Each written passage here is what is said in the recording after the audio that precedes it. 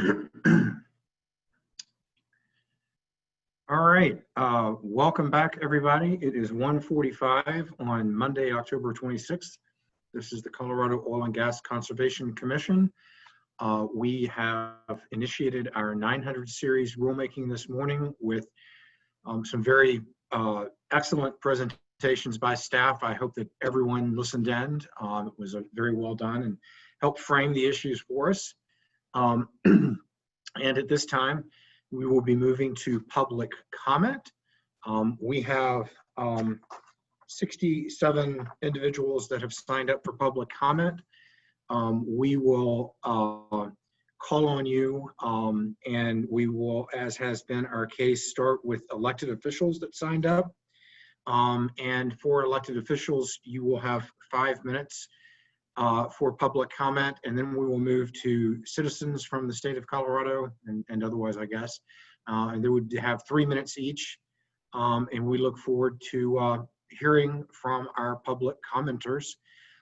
Hearings Office Manager Larson, I have the sheet in front of me, and I'll just roll down it unless it's changed. Is it still probably accurate? Everything is accurate, Mr. Chair. We did have one commenter, item number 14 on your list, who will not be available until after 3 o'clock. Okay. Other than that, there are no other changes. Great, and I've got my little iPhone stopwatch here, so I'll be keeping track of time, and we hope that folks can provide us their comments within the time frame that has been allocated. Again, 5 minutes for public officials or elected officials and 3 minutes for everyone else. And I guess I would also suggest to folks, we'll give everybody your allocated time, but if you are speaking and it is in like vein to other commenters, you can get your point across by saying that, as opposed to fully commenting along the exact same lines. So again, we'll hear from everybody, but in terms of getting through all this, those are our rules. So we will start with Mayor Pro Tem Sarah Smith Himes. And you are the Mayor Pro Tem of Aspen, I believe, and welcome. Hi, it's Sarah Smith Himes. Can you hear me? We can. I'm actually the mayor, and I'm the mayor of Avon, not Aspen. Oh. That's okay. Okay, so that shows you how good my list is. That's in the right. very Okay. beginning. So right, you're the mayor of Avon. Thank you. Yeah, this should be 3 minutes, and I'm going to read it. So I'm glad I'm number one. Maybe you'll listen to me. So good afternoon, Chairman Robbins and members of the commission. My name is Sarah Smith Himes, and as I said, I'm the mayor of Avon. I'm not here formally representing Avon, since Avon's a member of the Colorado Communities for Climate Action, which is a party to these proceedings. I am here to try to paint a picture of the impact that your decisions can have on your fellow Coloradans. I speak as a board member of our local water authority, the chairman of our local Climate Action Collaborative, and as the mayor of a mountain town whose economic health and physical well-being depend on snowfall, rivers, healthy forests, and clean air. Before requesting a few adjustments to the proposed rules, which we strongly support, I'd like to thank you for your work on the 900 series, which is such an important component of the Commission's overall mission change. Methane is Colorado's second largest source of greenhouse gas emissions, making up about 1/4 of the state's total. Towns, cities, businesses, and individuals across Colorado have made significant financial investments and changes to their daily lives to reduce this carbon footprint. The reductions realized through all this individual effort and expense can be erased and neutralized by even a small number of wells venting and flaring. We request 3 adjustments to the proposed rules. First, as written, operators are not required to notify local governments when they're considering venting within their jurisdictions. Protecting the health and safety of the community is the first priority for any local government.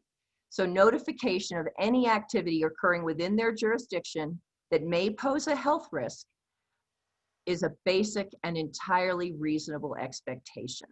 So please correct this oversight. Second, There's been a great deal of discussion about when venting and flaring should be permitted. I ask that you limit these activities to the maximum extent possible, since they amount to just dumping carbon pollution into the atmosphere, undermining the actions of hundreds of thousands, if not millions, of Coloradans. This is a reasonable balancing of competing interests. I encourage you to prohibit venting except in emergencies and to limit flaring to a single 6-month period and only under exceptional circumstances. And finally, given the importance of the state's 1261 emission targets, I encourage you to strengthen the cumulative impacts requirements, which are appropriately robust to specifically include consideration of how the activities in question may affect Colorado's ability to meet these statewide targets. Thank you for your time and your hard work on this important issue.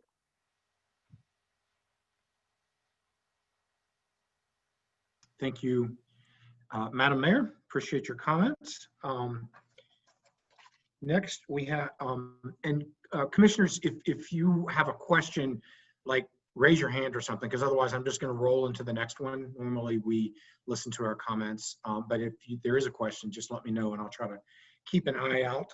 Next, we have Anita Sitz from Westminster. Hello, my name is Anita Seitz, and I'm the Mayor Pro Tem of Westminster. Thank you so much, COGCC commissioners, for having us today.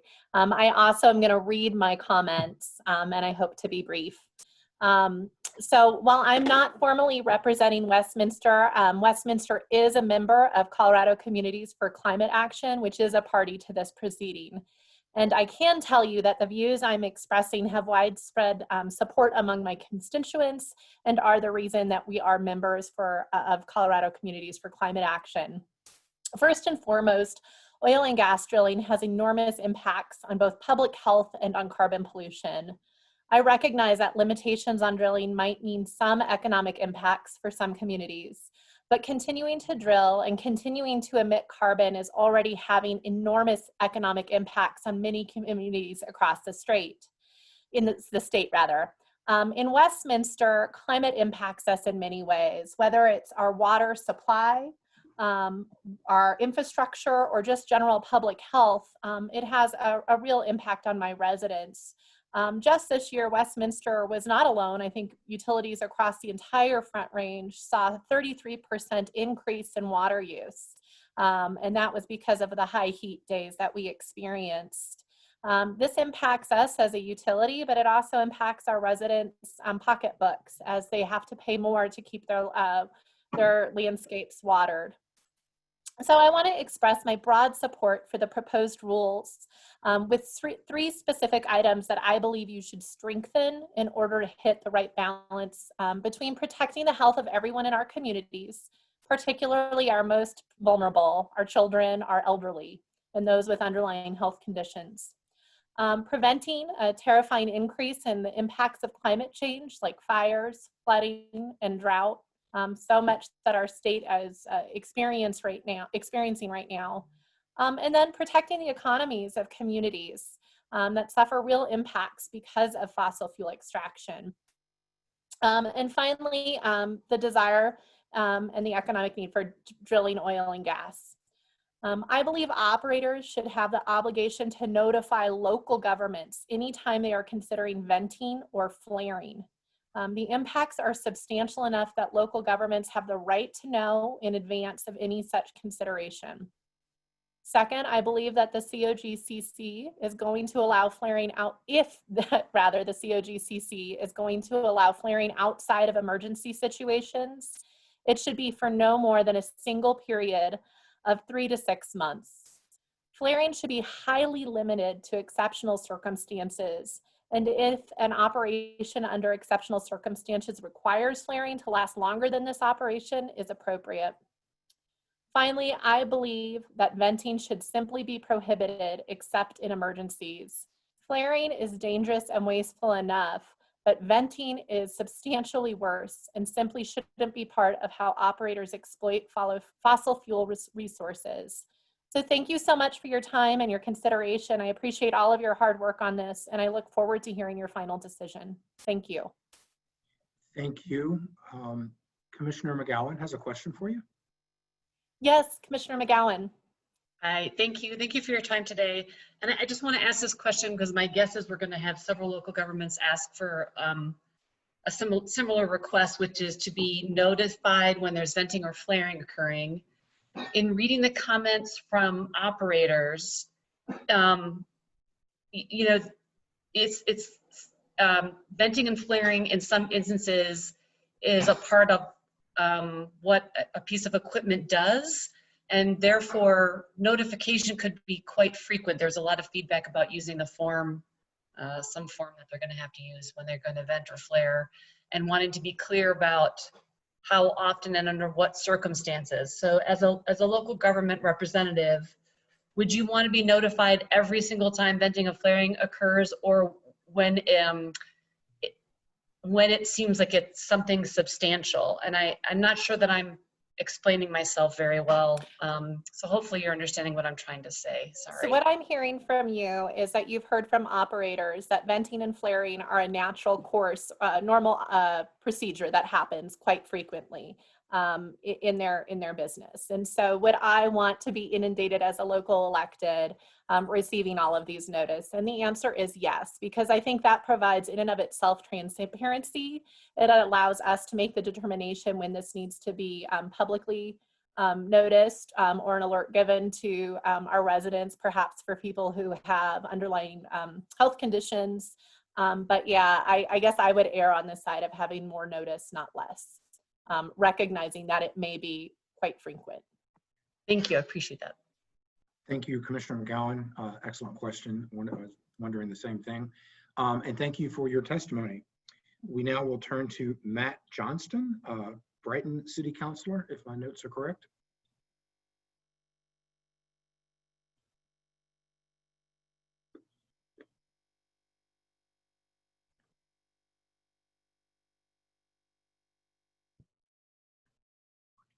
Hello, Commissioners.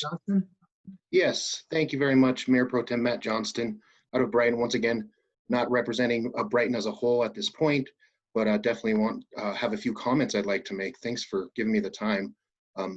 There's three specific comments. One's been discussed, but first, I generally support the proposed rules 903 and 904. Venting and flaring, they obviously pose a serious climate threat. In addition to more immediate health risks that we know about, they should be prohibited except for these highly unusual circumstances, like it has been said. Also, the cumulative impacts plan required under Rule 904 serves a critical purpose. It helps to ensure the aggregate impacts of the small emission sources are fully accounted for also. Second, I encourage you to make extremely clear that venting is never permitted except in emergency circumstances. Flaring is only permitted under exceptional circumstances and for a very limited time from here on out. The GHG emissions associated with oil and gas drilling, venting and flaring are the most egregious since they involve basically dumping carbon pollution into the atmosphere without deriving any useful benefit from it. When appropriate exceptional circumstances are present, operators should be permitted to request permission to flare for a non-renewable period of no more than 6 months.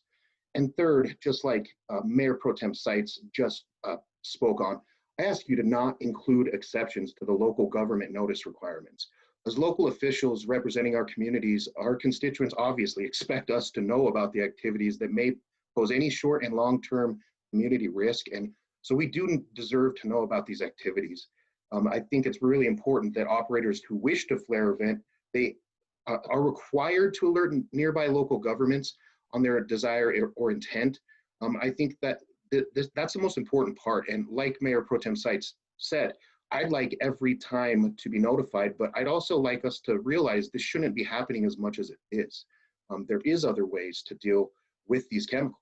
And I think we need to make sure that we do make it a stringent process for them to have to come to us and tell us this is happening. So the mission change rulemaking processes, they're broad and they're challenging, and I totally respect what you are all doing. I appreciate how much work that is being put into this effort, especially with the legislature's updated COGCC mission, and it's being taken seriously, and I really appreciate it. Thank you very much, and let's hope that local governments that are directly impacted by these activities are warned and that we start to siphon off this flaring process. Thank you very much. Thank you, Mr. Johnston. Thank you for being with us this afternoon and for your testimony. Okay, I'm not seeing any questions, so we will go to the next presenter, Juan Marcano with Aurora City Council, I believe.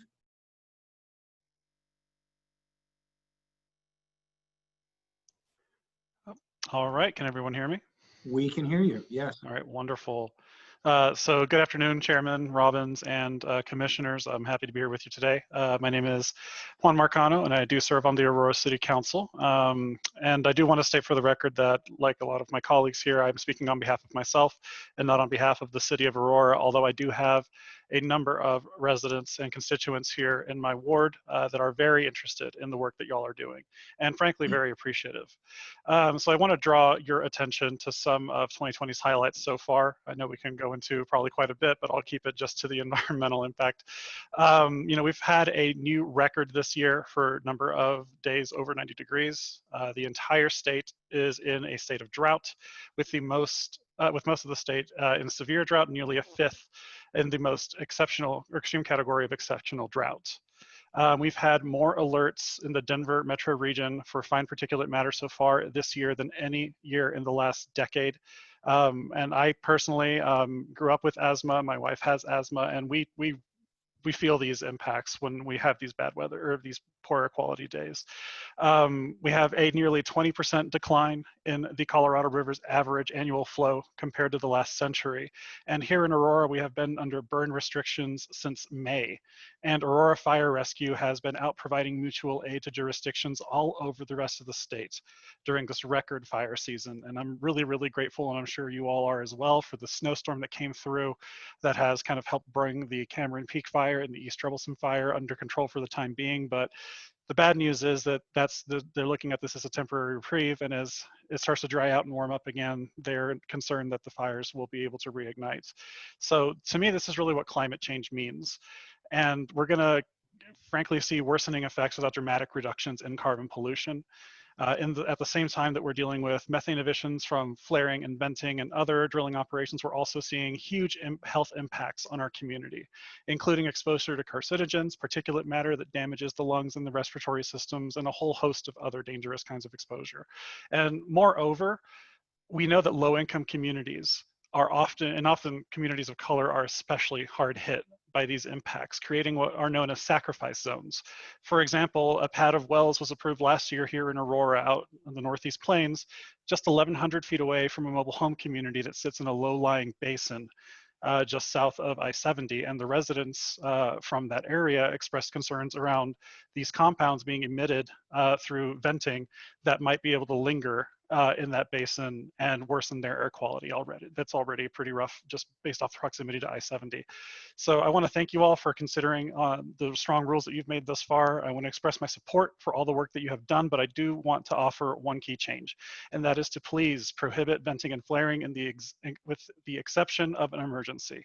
Between climate impacts, the volatile organic compounds that this emits, carcinogens like benzene, other particulate matter, there's really no justifiable reason for venting and flaring unless there's a genuine emergency situation. So thank you again for your time this afternoon, and again for all the work that y'all have put into this process so far. My constituents appreciate it. I appreciate it, and thanks again for giving me the time to speak with you today. Thank you for your testimony. I appreciate your being with us this afternoon. Seeing no questions, we will move to the next presenter, Guyleen Castriota of Broomfield City Council. Tell me how close I got to your name, and I apologize. That was really close. It's Guyleen Castriota. Good afternoon, and I'm Mayor Pro Tem of Broomfield. I am speaking today on my own behalf. Among the most persistent and pernicious challenges we have faced in Broomfield in recent years are the environmental and health impacts of oil and gas drilling. Prior state regulations permitted these large-scale fracking operations in the middle of our neighborhoods and adjacent to our schools and playgrounds. Not a week goes by without a concerned mother contacting me because of VOC spikes in our air quality monitoring or unexplained health impacts like nosebleeds and headaches.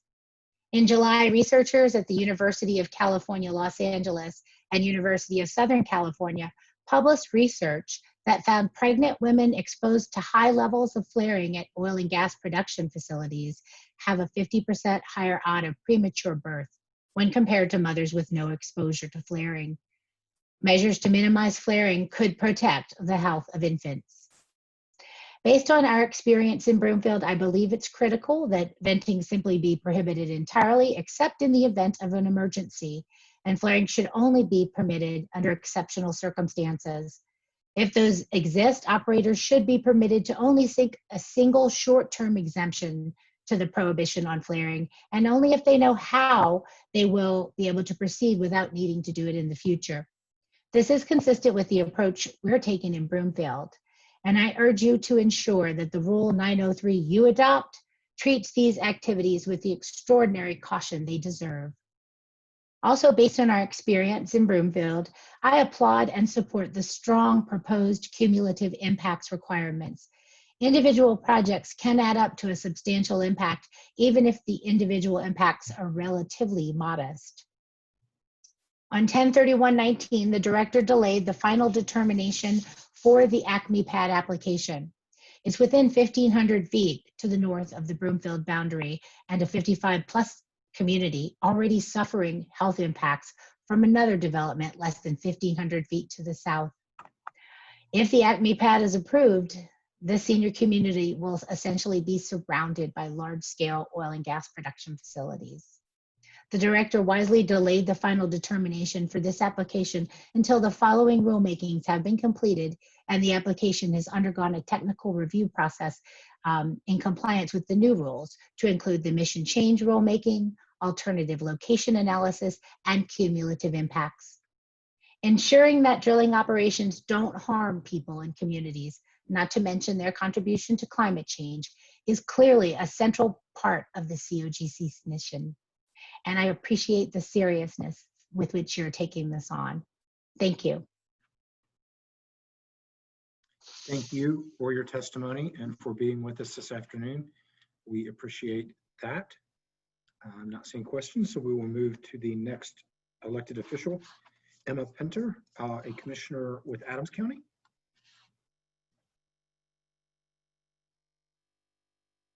Yes, hello, Commissioner Emma Pinter. Happy to join you. My name is Emma Pinter and I'm an Adams County Commissioner, and I wanted to thank you, the chair, and the commissioners for this opportunity to offer some thoughts this afternoon on the Series 900 Mission Change Rules. I'm speaking on my own behalf today, but it is important to note that this issue is critically important to Adams County and to my residents. I don't think I've had a week gone by without some resident reaching out to comment on their concern about oil and gas activity in Adams County. We in Adams County are acutely aware of the hazards of oil and gas drilling, and we were the first community in the state to adopt local regulations under SB 181 to help protect our residents. We applaud the legislature for reshaping the mission of the COGCC to one that is much more appropriately oriented toward regulating the industry and protecting communities in which these activities occur. We are particularly interested in the 900 series rules, especially with regard to cumulative impacts and to the management of venting and flaring. On cumulative impacts, I would just express my support for the strong proposed rule and ask that you consider explicitly requiring the analysis to consider how drilling activities in question might help or undermine Colorado's progress towards our state greenhouse gas emission targets. On venting and flaring, I would also express my support generally for the proposed rules and specifically ask that you improve 3 important components. And you've heard about these today from some of my elected official colleagues who are speaking.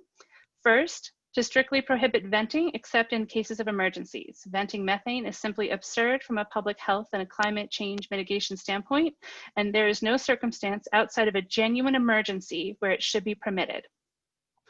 Flaring is only slightly less so from a climate change standpoint or a public health standpoint. Ideally, if you would treat flaring in the same way and prohibiting it except in true emergencies. But if you feel you must allow flaring, I ask that you allow an operator to flare no more than once for up to 6 months. In particular, drilling operation that requires more flaring to be variable than operation shouldn't be taking I said that sentence wrong. I'm going to say that sentence again because I'm reading too, and I think I can get it. And then I'm like, it's too many big words. So let me try one more time. If a particular drilling operation requires more flaring to be viable than the operation should allow, then it probably shouldn't be taking place in the first place. The last piece is on the notification, and I know you've answered some questions about this already and asked some questions. We would request that local governments be notified anytime an operator is considering venting or flaring. I ask that you appear to fix what appears to be an oversight that wouldn't require these notifications. I understand that they would be frequent, but it's that very frequency that we need to be aware of. Even if each notification is being added to a cumulative total, it helps us understand the scope of how many of these things are happening at one time.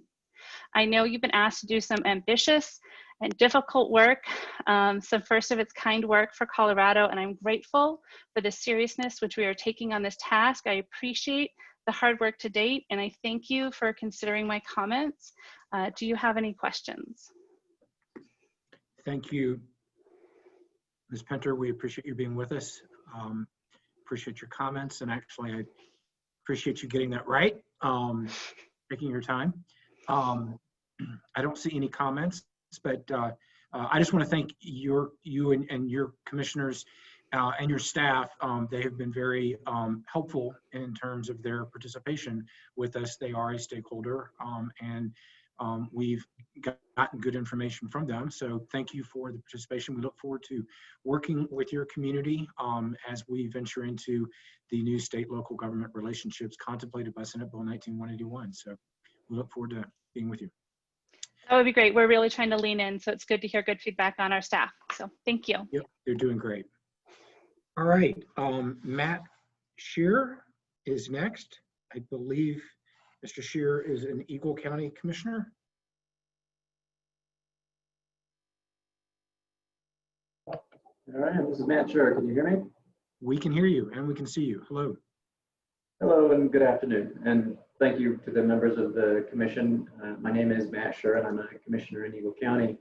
I appreciate having a few minutes to offer my thoughts on the proposed 900 series updates. My comments today are in support of strong rules to limit oil and gas venting and flaring and to ensure that the cumulative impacts of individual projects are considered. Carbon pollution has already led to severe impacts across our state.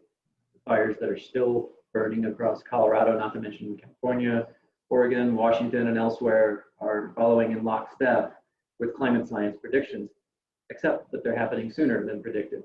The three largest wildfires in Colorado history all happened this year.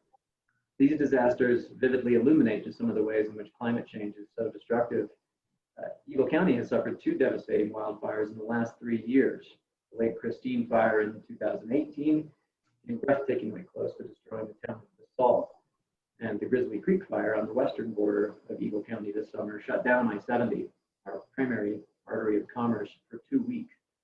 And that's not to mention all the other fires that would have been considered severe and numerous in any normal year.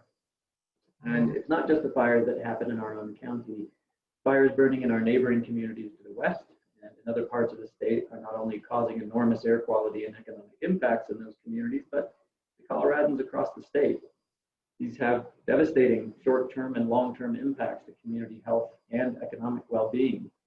The proposed rules do a good job of protecting communities from the impacts of drilling, although I encourage you to improve the limitations on flaring and venting, as others have stated, by banning them except in emergency or exceptional circumstances.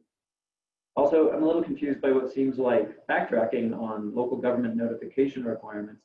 I believe operators should be required to notify local governments anytime they consider venting or flaring.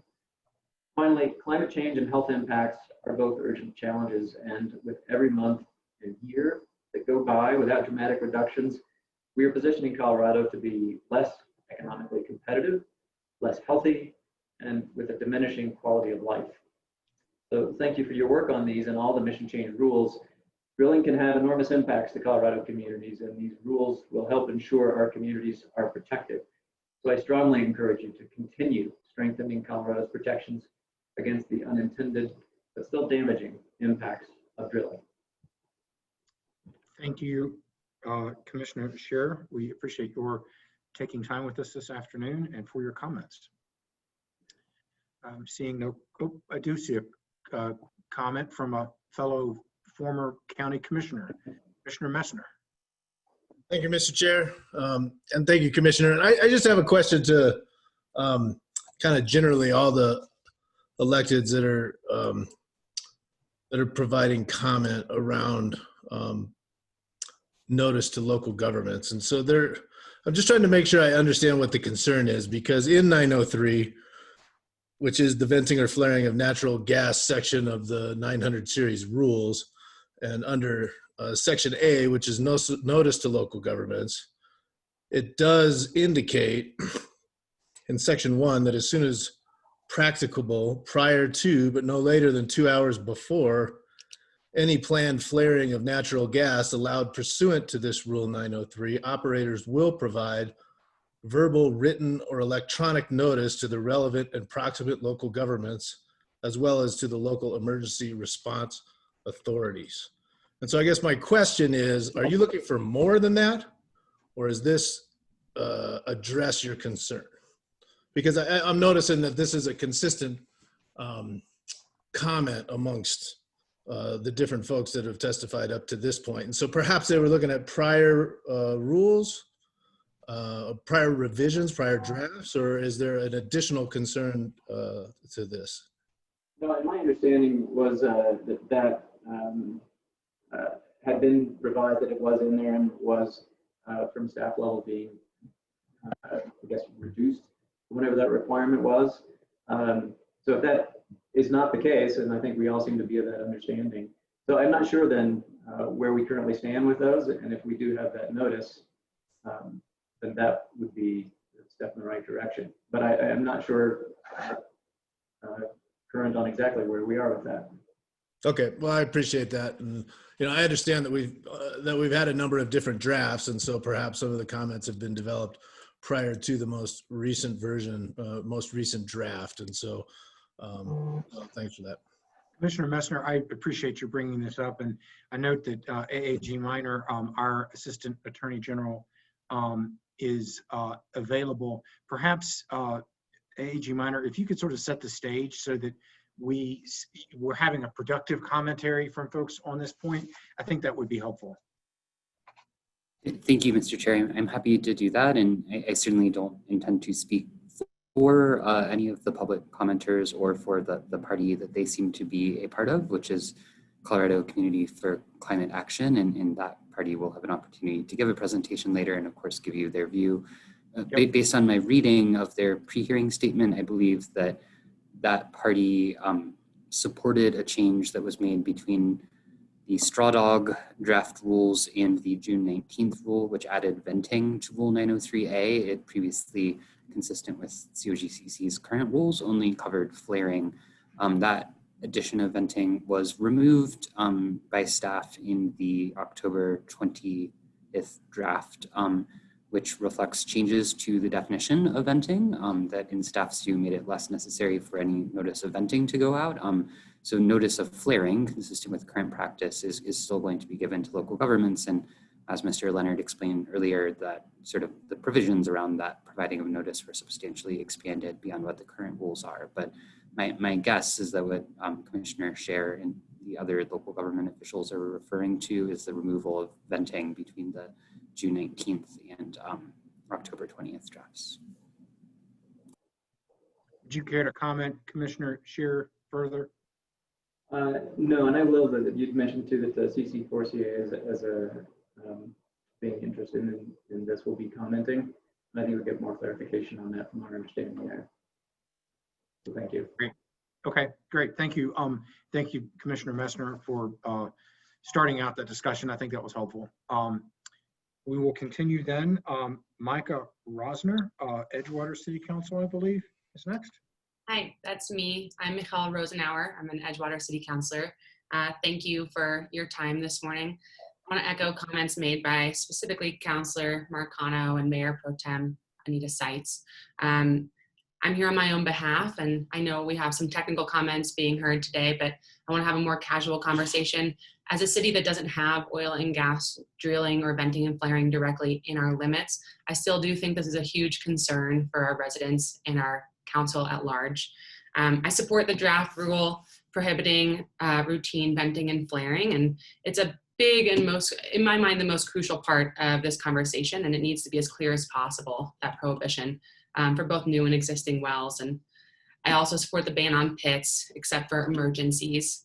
We're living through the impact of unmitigated air pollution and climate change right now. I think we all know this, but all of us have been trapped inside for 6-7 months at this point, not only because of COVID, but now also because of the worst wildfire season in our history. And it's baffling to me that I had to walk outside my home on Friday and ask, is this ash or is this snow? We shouldn't be having that conversation. And this is what it looks like when the worst of the worst combines, and it's not going to get better unless we take real and fast action, and mitigating venting and flaring as much as possible as part of that solution. Here in Edgewater, I have a neighbor, Jacob, who lost his job because of COVID, but he also has severe asthma. And so he's picked up a side business with composting and gardening and traveling by bike to reduce his exposure on public transportation. But he had to give that job up as well because of the fire smoke and because of some of our air pollution problems and ozone this summer. I think a former city councilor talked about our days over 90 degrees this summer, and that was a real big concern, especially as we have to have more folks and small businesses operating outside, and to have residents that are talking about moving out of the city and selling their homes because the air quality has gotten so bad year after year after year is breaking my heart as a city councilor, but it's also putting our city at risk. Our only tax revenue in Edgewater is our sales tax. And as more small businesses shut down, as they have less access to outdoor spaces and shorter outdoor seasons because of wildfires, because of air pollution, because of hotter weather, it's putting a town like Edgewater in a real bad financial position. And we need to do everything we can to act on climate change now, not just because of the environmental impact, but because of the public health and quality of life impacts that it's having here in Colorado. So, I think we need to do everything that we can as a state to prevent flaring where possible. I understand that it's sometimes cheaper and easier, but cheaper and easier should no longer be the priorities in Colorado. And we're a leader on some of these issues nationally.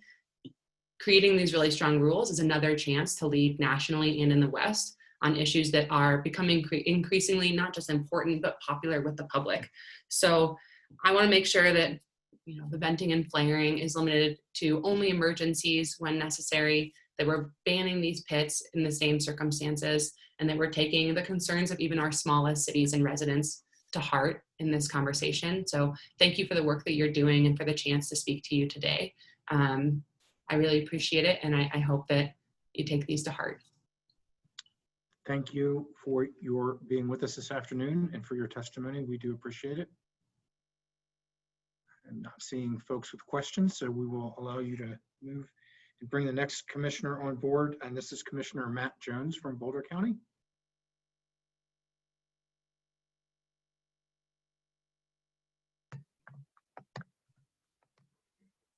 There we go. Can you hear me? We can, and we can see you. Hello. I'm good, thank you. And thanks for hearing us do this. I know it can be mind-numbing at times. I appreciate it. My name is Matt Jones. I'm not speaking for the county, although I am a Boulder County Commissioner, a former senator, and a former wildland firefighter. I want to tell you a quick story, and then I have an ask. And that's why I mentioned a wildland firefighter. I did that for 17 years as part of my job at Boulder Open Space and Mountain Parks. Mostly prescribed fire, but some wildland fire. I even saw Dan Gibbs on the 4 Mile Fire. But when I started doing that in 1993, a large fire was 10,000 acres. 10,000 acres. Now the drought has made things much worse, and climate change has made our droughts worse. In Boulder County, the Calwood Fire grew 7,000 acres in one day. We're still trying to contain that fire, still working on it, but that's not all. The East Troublesome Fire, a few days later, grew 100,000 acres in a day. The state forester said nothing compares to that fire behavior he's ever seen. And he's been doing this a very long time. And Ember went over the Continental Divide at over 11,000 feet to start a fire on the east slope. That never happens. The 3 largest fires happened in 3 months: Pine Gulch, Cameron Peak, East Troublesome. And the latter 2 could grow together. And you think this is bad. Out in California, their largest fire, where 5 fires grew together, is 1 million acres. 10,000 acres, this big fire in 93, they're 1 million acre fires now. We have no time to lose with climate change. And Senate Bill 181 was sent for a message. It was a sea change. It was meant to be a sea change in regulation. And House Bill 1261 reinforces the requirements for carbon targets for oil and gas being a focus of the state climate action plan. I know you're trying to meet that mandate, but for me, it's not quite getting there. The 2000 setback had me really excited for a while until I found out that they could do operator agreements to be right next to the rule. This needs to be really, really strong. And it applies to this rulemaking. And given the climate emergency, it makes no sense at all to me to enable flaring and venting greenhouse gases like methane and cancerous pollutants like benzene.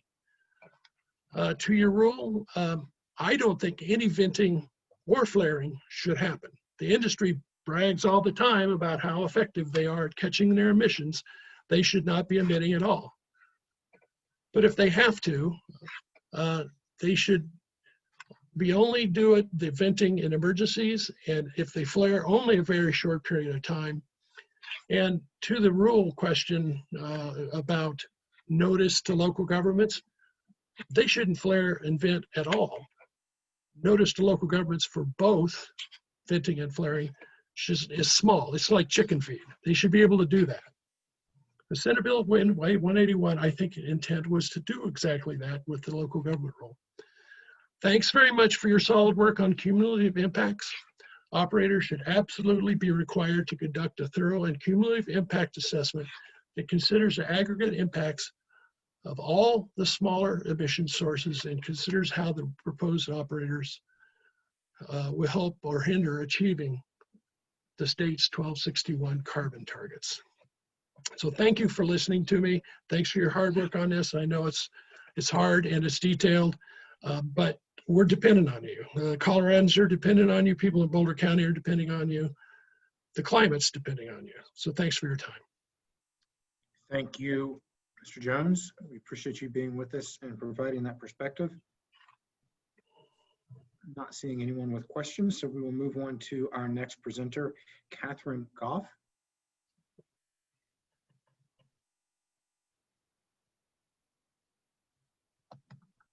Hello, can you hear me? We can hear you, yes, and we can see you. Thank you. Well, I want to say good afternoon to everyone. My name is Catherine Goff, and I serve on the North Glen City Council. I'm speaking to you, though, as a citizen of our beautiful state of Colorado. I am in support of the proposed 900 series rules, with just a few small but important changes, many of which have already been mentioned. Colorado could end up with a rule that provides a good balance of public health and climate protection with oil and gas drilling operations.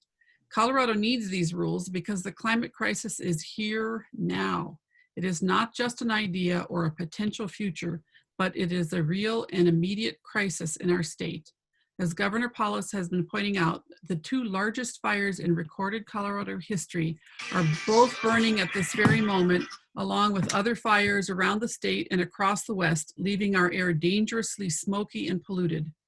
We know that erosion and flooding will follow over the next year or two, eroding the ability of Front Range water suppliers to store water and forcing downstream communities to deal with the massive surge in sediment and pollution. This puts a strain on municipalities like North Glen that have had to spend more to keep our water, that will have to spend more to keep our water clean and safe. Warmer winters are leaving us with less snowpack, and hotter summers are burning and evaporating it off more quickly. August of this year, as had been mentioned, was the hottest August ever recorded, and Denver set a new record with 75 days with temperatures of 90 degrees or higher, and that amplifies all the other impacts I had just mentioned. This is a real crisis. Although we have long managed to get by with these types of challenges, every single one is getting worse because of climate change, and our state's future is very much at stake.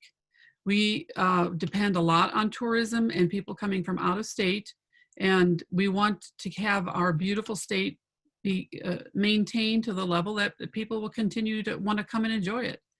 So with all that in mind, I'm going to emphasize some of the comments that you may have heard from previous speakers. First, I encourage you to ensure the 900 series rules prohibit venting except in emergencies and prohibit flaring with very limited exceptions. Second, I hope that you will add these words: alignment with the HB 1261 statewide carbon targets as a requirement for the cumulative impacts analyses. Finally, although there has been discussion quite a bit today on this, I believe it needs some clarification. At this point, I ask that the notification rules explicitly require operators to notify local governments when they are considering either flaring or venting. Thank you for the opportunity to speak. Thank you for your continued hard work, and thank you in advance for considering these modest but meaningful adjustments to the proposed rules.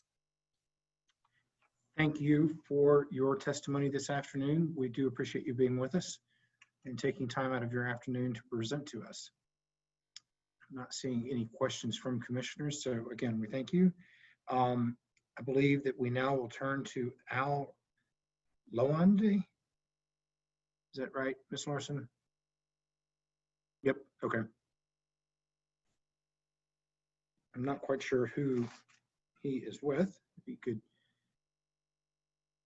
unmute yourself or video yourself, we will look forward to hearing from you.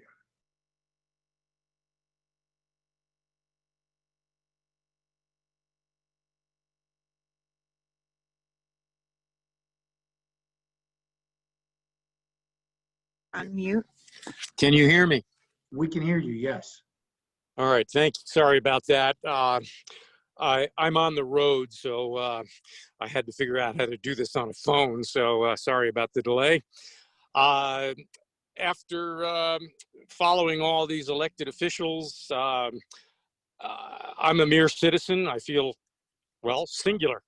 But I imagine you want to hear from some of us too.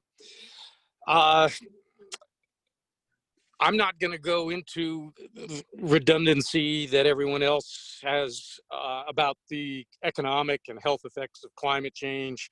I think that's been adequately covered. And you know, the industry has historically been climate deniers. Many of them still are, but I don't think too many outside the industry would agree with that denial. So we need to control oil and gas emissions. To me, venting and flaring are utterly absurd. Both of them are disposing of a saleable product. And these operations should not be happening at all if we can't make use of that saleable product. Venting is particularly egregious because methane is some 80 times more effective as a greenhouse gas than carbon dioxide. At least flaring, we're turning it into carbon dioxide largely. But I don't think there's much excuse for the industry to be doing either. As a former engineer, I know full well that talented engineers employed by these companies could figure out ways to avoid these.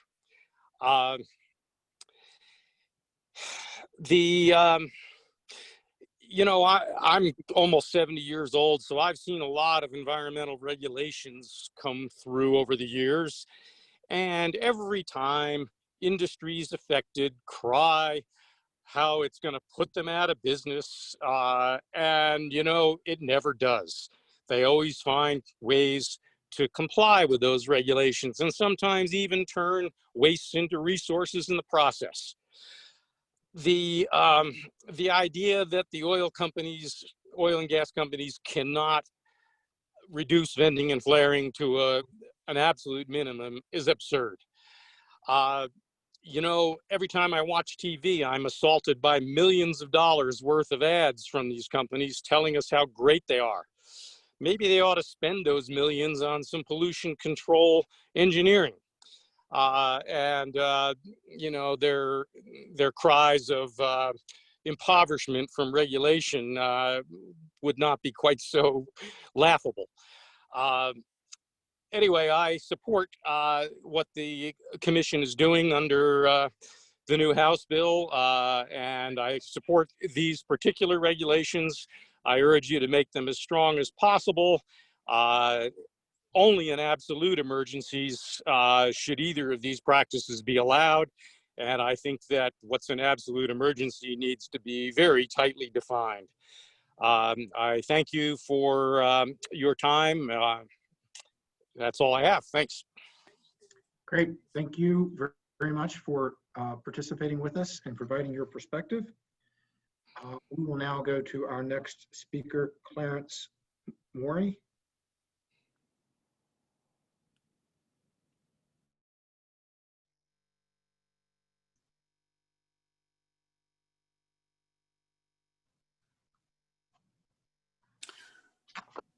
Greetings, commissioners. My name is Clarence K. Morey, and I'm representing the Los Animas County Fire Chiefs Association. I'm also a retired forester with the Colorado State Forest Service, and this is my 54th season as a wildland firefighter. Today I want to speak specifically about the produced water from coal bed methane operations, in particular in Los Animas County. And this is the produced water that meets the water quality standards to be released. And first, Western Los Animas County has really deep soils that are highly erodible. And when I started working with the State Forest Service as a district forester in 1976, I noticed so many of the drainages like Wet Canyon, Riley Canyon, Burrow Canyon, Sarcillo Canyon.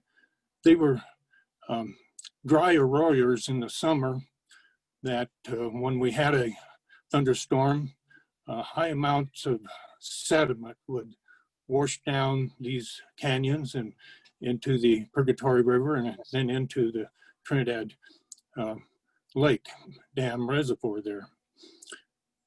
And once the produced water that was being released started to turn these drainages into permanent streams, I saw a lot of vegetation reestablishing. And of course, we helped that by planting willows, planting cottonwood trees, and these repair areas have started to recover.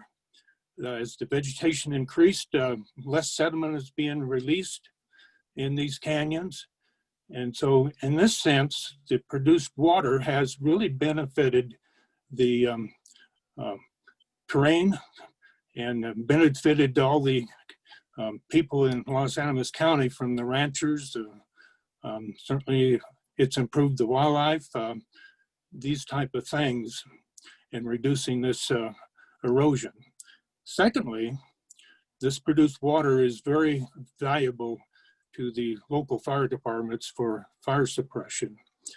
And firsthand knowledge in using that in 2000, when we had the Bosque del Oso fire, we utilized the water from these water pits because they're right there where we were fighting the fire. We could pull the water from those and work with them. And also in 2002, when we had the Spring Canyon fire, very valuable sources of water. And as the fields were developed to more areas were producing this water, it made water sources available throughout the areas of Bon Carbo Fire Department, Spanish Peaks Fire Department, Stonewall Fire Department, and these have been very effective in fighting fires since 2002. We've had a number of fires that have started and we've been able to catch those. We haven't had a large fire in this area. And mainly I give credit to being able to get water there quickly so that the fire departments have ample water to be able to use it. We've also been able to use some of these pits for helicopter bucket dipping and to make a short turnaround to get water to where we need it to keep these wildland fires small has been very effective. And so As I understand it, that some of this produced water is going to be restricted, that we won't be able to get as much if certain rules are in place. And so my plea is to give us this produced water because of how valuable it is to firefighters, and also some of the insurance companies recognize this, and some of the local landowners have been able to get fire insurance because of these water sources that are within their subdivisions. Thank you. You're over your time. Thank you. We really appreciate those perspective. It's not something we've heard as much of, so thank you for participating with us this afternoon. All right, Jennifer Klanahan is next, followed by Lori Brandt.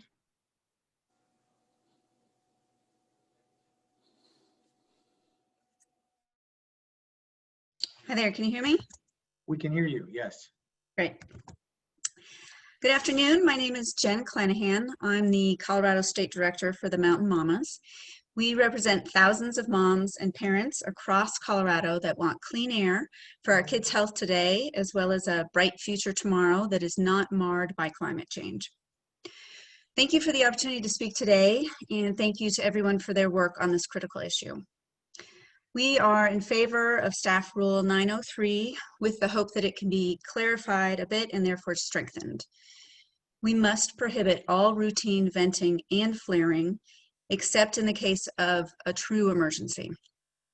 Methane is a greenhouse gas up to 80 times stronger than CO2 and a dangerous pollutant.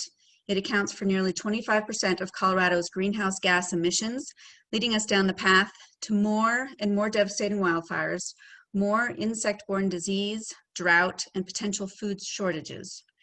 No parent wants to leave that kind of future to their children.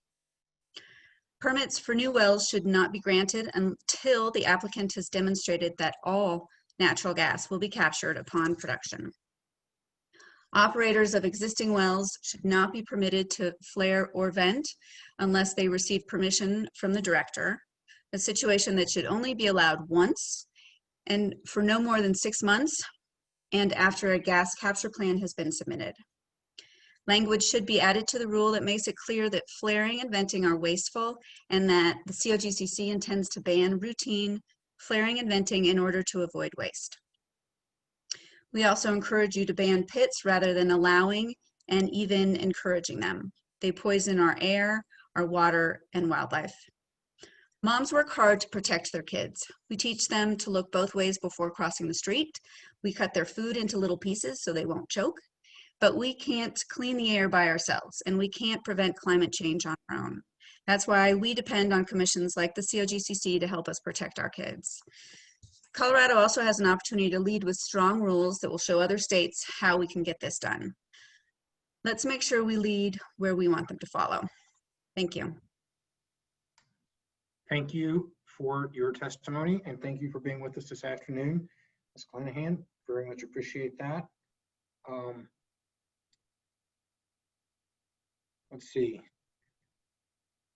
Our Lori Brandt, I believe, is not in the meeting at this point. Lori Anderson.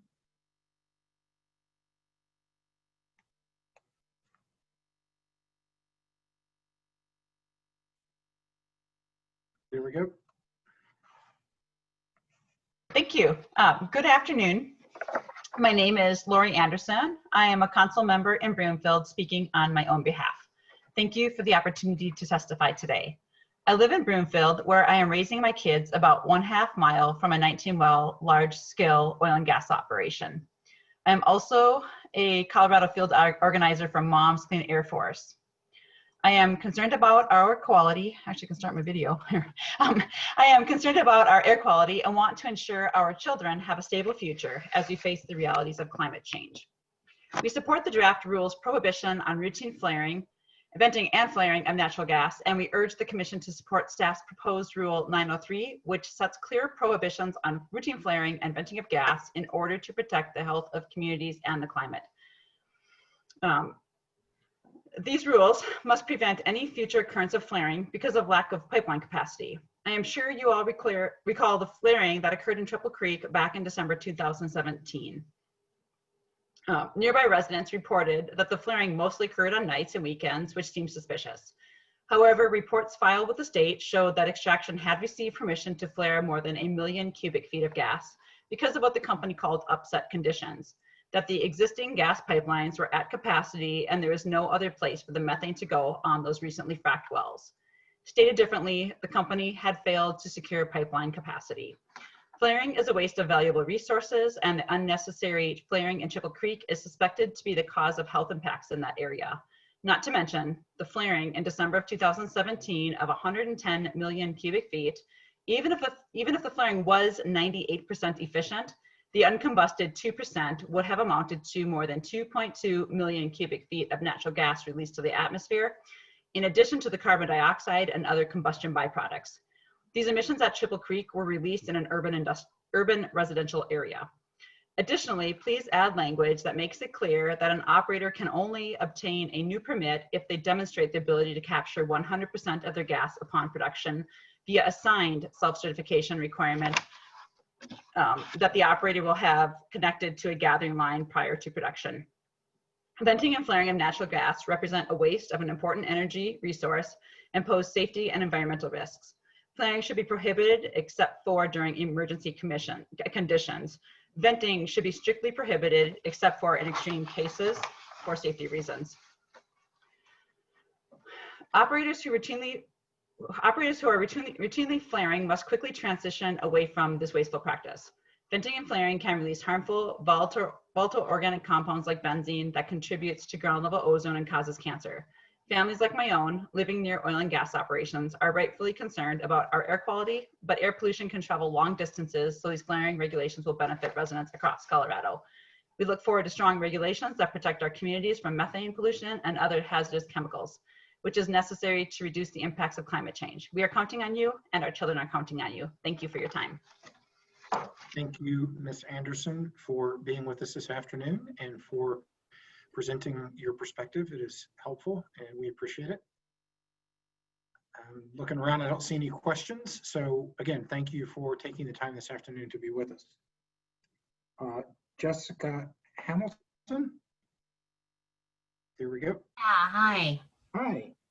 I'm Jessica and I live in Westminster, just up the road from Solar Energy. And I'm here today for just one reason. Her name is Adelaide, and that's a picture of her this morning getting ready to leave the house. She is 2 years old and she's my daughter. And like any parent, I'm really worried about her future, and I also am concerned about her immediate reality. Her immediate reality is air pollution, a problem which we know is exacerbated by venting and flaring. The hundreds of air pollutants released by venting and flaring include volatile organic compounds and known carcinogens. This year we learned that there is a limit in these pollutants and the rate of COVID-19 infection. But these are not just correlations and statistics we're talking about the air that Adelaide breathes every day, air that we know makes people sicker. And yet those concerns shrink next to my worries about her the future she will face if we don't do everything we can to limit greenhouse gas emissions, which include the methane and CO2 released during venting and flaring. In 2050, a few years from now, Adelaide will be just 32 years old, younger than I am now. And science tells us that if we don't do enough to limit GHG emissions, that 2050 is going to be a very bad year. The best science tells us that if we do not do enough by mid-century, we and our children will live in a world that is constantly deteriorating with no chance of recuperating. If we do not do enough, the world in 2050 will be much hotter. Our air will be thick with particulate pollution, like the very worst fire days we've experienced this year. And the rate and intensity of climate-related natural disasters, including those wildfires that keep coming up, will have created millions of climate migrants in the US alone. Competition for water and food will be intense and human misery will be high. So that's the world Adelaide is looking at when she is just in her 30s if we don't do everything we possibly can to reduce greenhouse gas emissions. Natural gas flaring and venting, as you know, not only release methane, which can be up to 85 times more powerful than CO2, but those practices also release other air pollutants that are contributing to climate change and to toxic air quality. So like those before me, I'm asking that you make this rule's prohibition on routine flaring explicit and clear.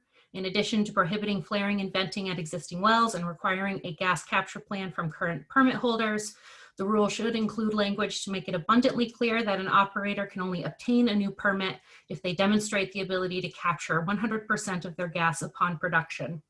And it should include language that makes explicit the Commission's intent to prevent waste by prohibiting venting and flaring, and that clearly demonstrates that venting is a last resort where non-capture of natural gas is permitted. This is a chance for the members of the Commission to make a global impact while continuing the great work being done in Colorado to curb methane production. It's an opportunity to set an example for the entire nation. So thank you for considering implementing these comprehensive flaring regulations. And I know that if she understood the stakes, Adelaide would thank you as well. Thank you for your testimony. We appreciate you being here on your behalf and your daughters. So yeah, thank you very much. All right, now we are going to go to Stacy Jordan.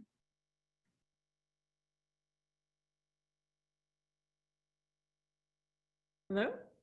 Hello, we can hear you, Miss. Sorry about that. It just rebooted on me. There you go. We can see you too. Yay. Got it. All right. Thank you. Sorry about that. Always goes out at the wrong time. My name is Stacy Jawardena. Thank you for taking my comment today. I am talking to you here from Centennial.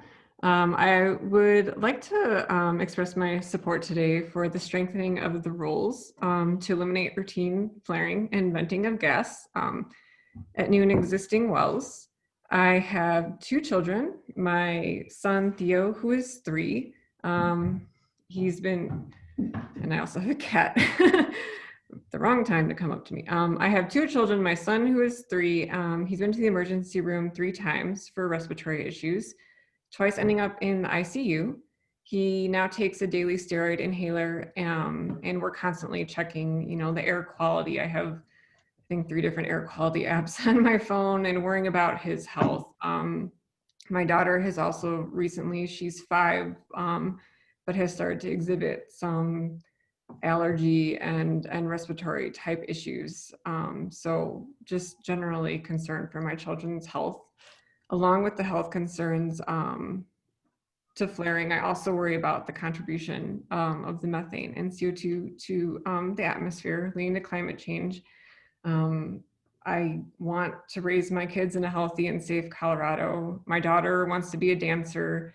Best I can tell, my son wants to be a superhero. I'm sure he'll change his mind at some point, but whatever it is they want to be, I want them to be that in the best world that we can have. So just anything we can do to really strengthen these rules to make cleaner air, better environment, I really appreciate. So thank you. Thank you for your testimony on behalf of yourself and your children. We appreciate it, and appreciate taking time out of your afternoon to be with us. Seeing no questions, we will turn to our next commenter, Diana Castro.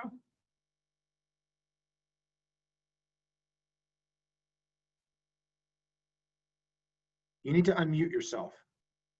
Oh. There you go. Can you hear me? We can hear you now. Yeah, thanks. Awesome. All right, so I am Diana Castro. I do live in Fort Collins, and thank you for the opportunity to hear me out for a little bit. Since I was a kid, I have struggled with asthma, so this year has been a little difficult because of COVID and because of the fires. So I've kind of been struggling a little bit to, be outside basically.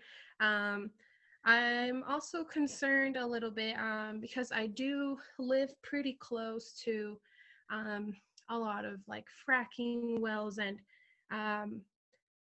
it's something that is very concerning, not just for me, but for everybody obviously that lives in the area.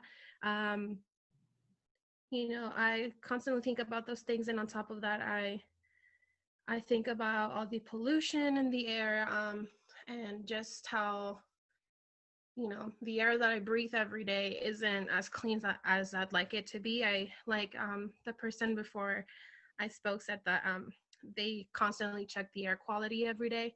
This is something that I have to do as well. You know, just to see how bad my asthma is gonna be that certain day.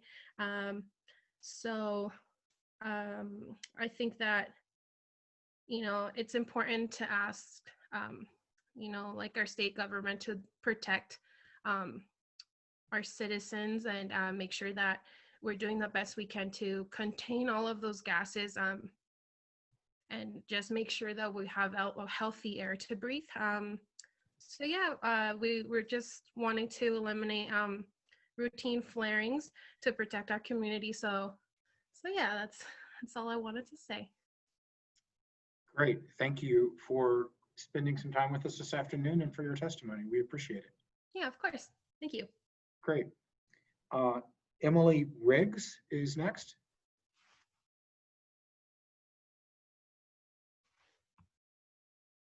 Can you hear me? We can hear you, yes. Hi, my name is Emily Riggs. I'm from Durango. And first of all, I want to thank you all for taking the comments this afternoon. I worked with Wilderness Therapy, Open Sky, based out of Durango for 3 years, and I'm currently doing outreach with the local homeless community.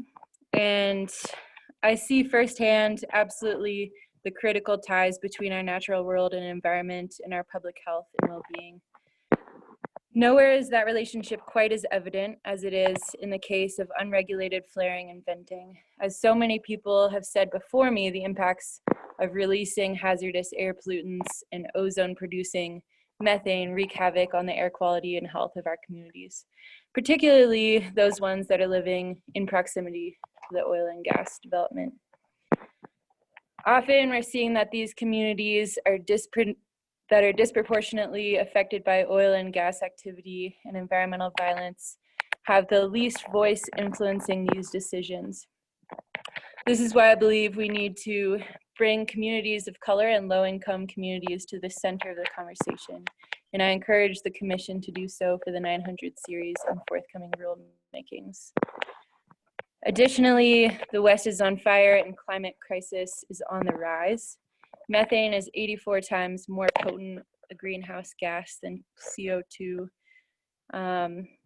So for these reasons, I believe that it is important for you all to support the staff's proposed 903. Moreover, the prohibition of all routing, flaring, and venting should be made as clear as possible. Towards that end, the Commission should adopt strong language that operators can only obtain a new permit if they demonstrate the ability to capture 100% of their gas upon production.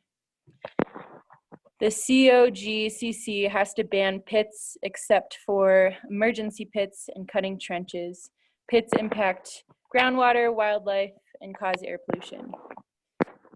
Thank you all for taking the time and the promising steps that you've already taken towards SB 181 implementation, and I sincerely hope that you will make the 900 series rules prohibiting routine flaring and venting as strong as possible. Thanks again for your time. Thank you, Ms. Riggs. Appreciate your taking time out of your day and being with us and providing your perspective. We now will turn to Hayden Shaw.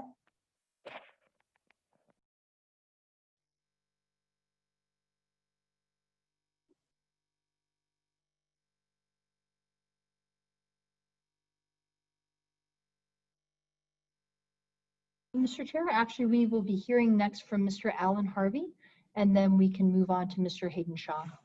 Oh, great. Thank you. Sorry, Mr. Harvey. Didn't mean to have a slight there. Good to see you.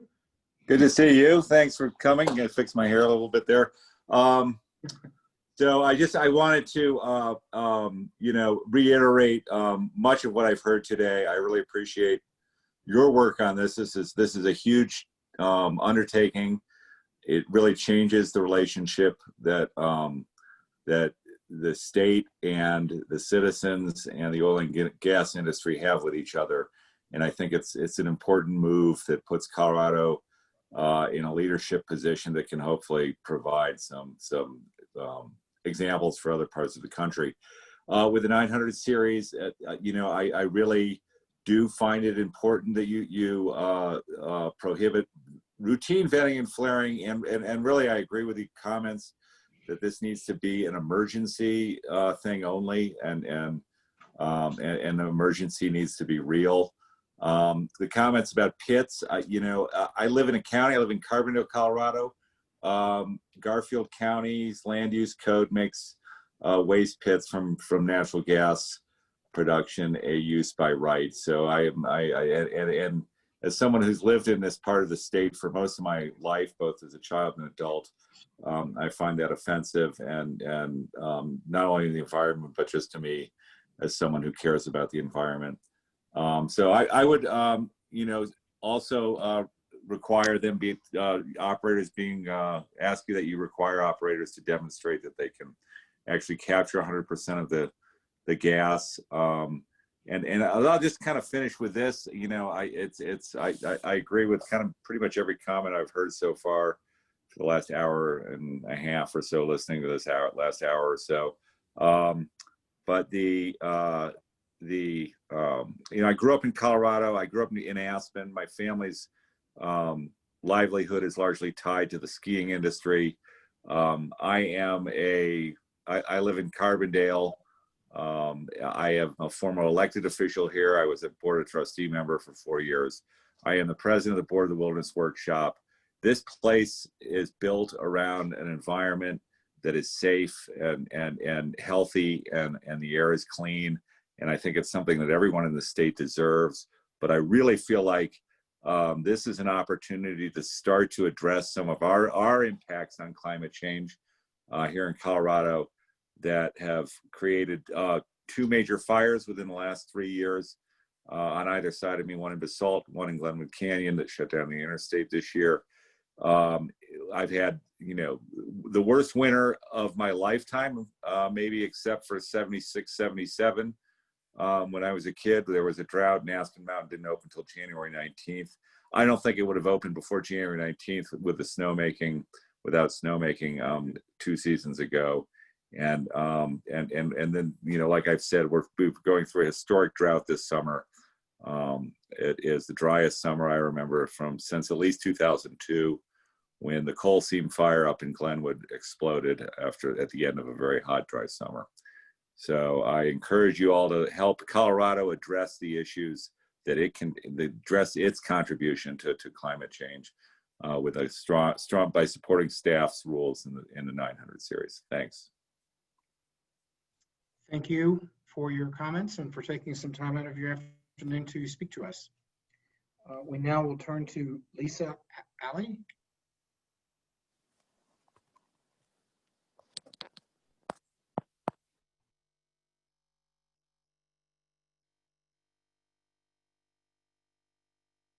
Okay. Go ahead. We can hear you. Okay, can you see me? We Oh, there it cannot is. see Got you. it. I got the start video. Maybe. Now we can. Hello. Okay. Hi, good to see you all again. Yes. Thanks again, as always, for your amazing work and this incredible opportunity. And hello from the Four Corners Methane Hotspot down here in Southwest Colorado. I'm a nurse midwife, and I'm going to focus on public health concerns about methane. If we have methane in our air, that means we've got ozone in our air. And ozone has been shown to clearly and definitively damage lung tissue. So if you could all do a little something with me for a second to drive this point home. Could you take a breath in, please? Hold it. And now let it out. That was easy, right? Be very, very grateful that it's easy for you. Now, I want to show you a little something. This is like an alveoli. These are the little balloons at the bottom of our lungs where we do our gas exchange. When we're breathing ozone, we have a little problem in that there is inflammation around this little tube that lets the air out of the alveoli. So again, take a deep breath in, hold it. Okay, because it's so inflamed from the ozone, you can't let that air back out. There is a problem here. And then the other thing, you can let your breath out now. The other thing that happens with ozone is that it burns our lung tissues. So guess what? That alveoli doesn't work anymore. Okay, so ozone, not a good thing for humans to be breathing. It needs to stay way up in the atmosphere where it protects us from the sun. We need to not have it down here. So quick little run through of the rules. You did a great job with 902A. Operators will prevent pollution. I would say maybe just stop there because it takes care of everything. Don't let any pollution out. But unfortunately from there, it kind of goes downhill a little bit. 903 needs to be greatly strengthened. You have got to make these requirements of methane capture complete and for all wells, current wells, past wells, future wells, everybody needs to capture all their methane. So the 903D3 with Form 4, no, we can't let exceptions. Everybody needs to be capturing all their methane. And then I'm going to jump to 904. Why are we waiting till 2022 to get a cumulative impacts report? We have the data now. So I would really encourage that to happen really soon, not a year and a half from now. And I'm going to jump down to 905 rules with protecting land and water. I would highly recommend that we not inject too many of the wastes back into the earth because it seeps through the earth and into the water that we need to drink. And also the whole spreading oily stuff all over the land, that sounds pretty disgusting and also not a great thing for the water or the land or the air as it evaporates into our atmosphere and the air that we breathe. Maybe instead the owners and the operators of the wells could take all the oily waste and take it to their house and spread it on their lawn or keep it in buckets in their basements. Just a little idea to suggest. And I also was a little concerned about the question at the beginning from you, Ms. McGowan, about the frequency of the notifications that the public officials would be receiving. That was seriously scary that it would be that often that flaring and venting is happening. That screamed to me that we have a much bigger problem than I was aware of if those notifications would be that often. So I again, please implore you to make these rules as strong as possible to keep the methane out of our air. Thank you so much for your work. Thank you so much for this time. Have a great rest of your day. Thank you, Ms. Alley. We appreciate your testimony as well as your show and tell and scientific experiment. Always good to keep our attention. So thank you very much. You're welcome. We will now go to Lori Costello.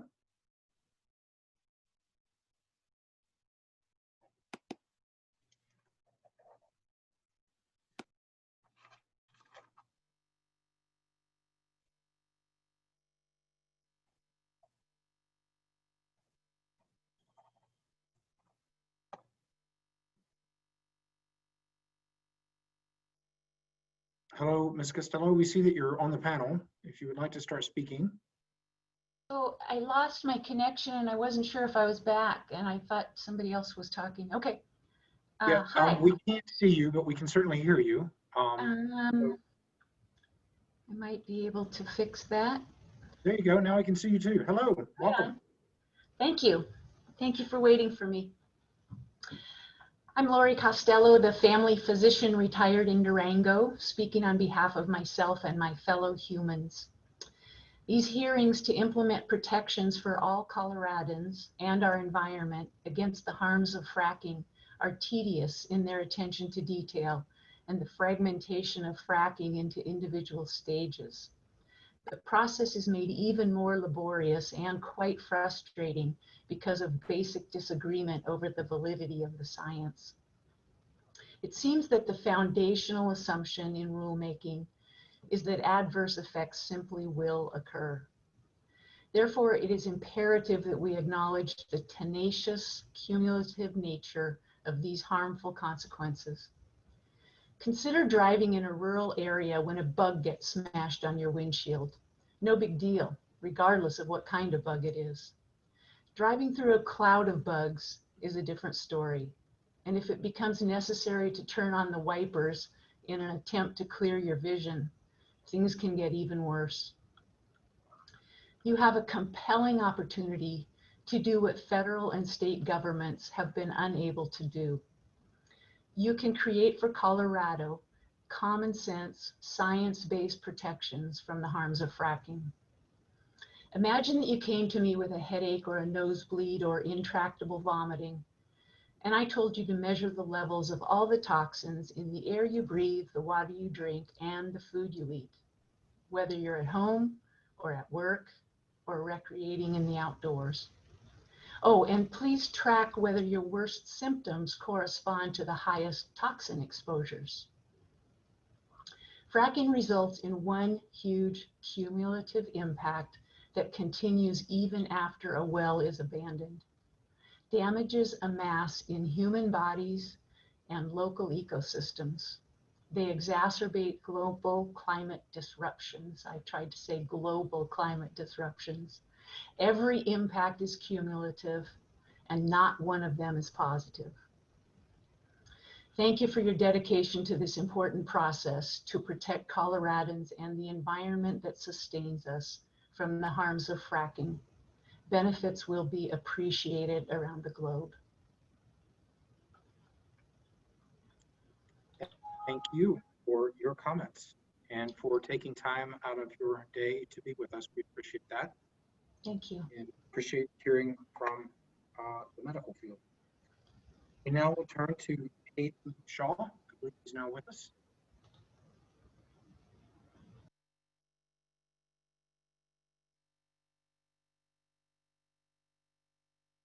All right, can you hear me? Yes, we can hear you. And we can see. Perfect, thank you so much. Yeah, my name is Hayden Shaw, and I am a co-founder of the Durango-based School for Ecocentric Evolution and Design Strategies. Our primary mission is to support collective evolution towards a life-sustaining, life-enhancing world. First, I would like to thank the COGCC for the pioneering work that has been happening and is currently underway to set a new and timely precedent that values the health and well-being of the people of Colorado and our beautiful, unique, and delicate ecosystems. I am pleased to be represented by individuals such as yourselves that are taking the time to hear the voices of the people and are bravely leaning into new and essential regulatory territory. Colorado has played a leading role in working to curb methane pollution, including by passing the statewide methane rules last December. We must continue to set an example for the nation in enacting strong methane protections.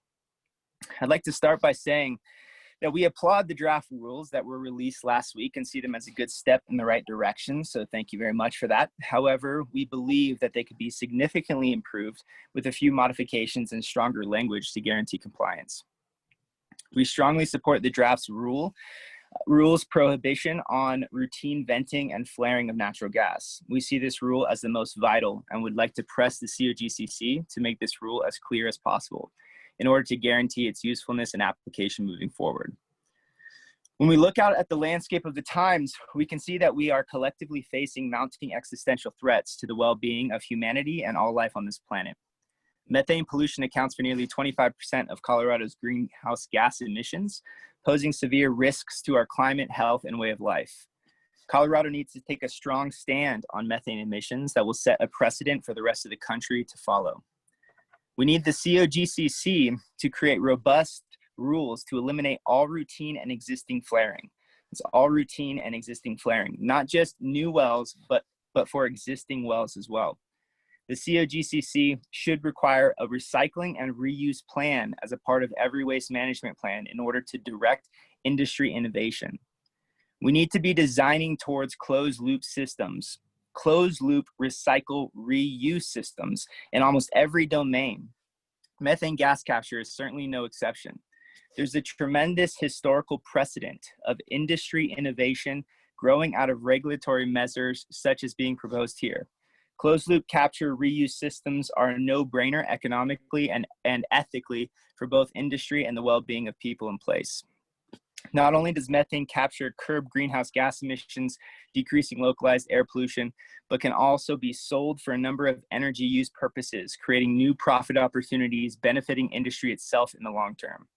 While the toxic, wasteful practice of venting and flaring may be more immediately profitable to industry, the devastating environmental and health effects of such practices far outweigh the momentary gain. If our oil and gas companies had to internalize the externalities of their profit-focused polluting practices, we would no longer see such practices. The cost to the commons far outweighs the development of sustainable technologies and closed-loop systems. Once again, we need strong language from the COGCC to guarantee compliance, language that specifies an operator can only obtain a new permit if they demonstrate the ability to capture 100% of their gas upon production. Mr. Shaw, if you could Yep. wrap up your overtime. Yeah, oh, definitely. Just reiterating that the language should be stronger. We need, for new wells, the language should be more explicit. The commission should add statement that the director and commission must deny any Form 2A that fails to demonstrate adequate capture of beneficial use of gas. Let's keep moving in the right direction. Thank you for your time and allowing us to speak today. Thank you. Thank you for taking time out of your day to present to us. We appreciate it. And we thank you for your commentary. We're now going to Stephanie Torres.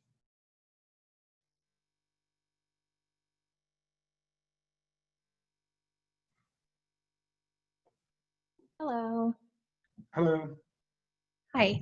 Good afternoon. My name is Stephanie Torres, and I'm a resident of Fort Collins, Colorado. And I'm here to testify on behalf of my community. I'm an activist in my community, and I work mainly with the Latinx and immigrant populations and communities here in Fort Collins.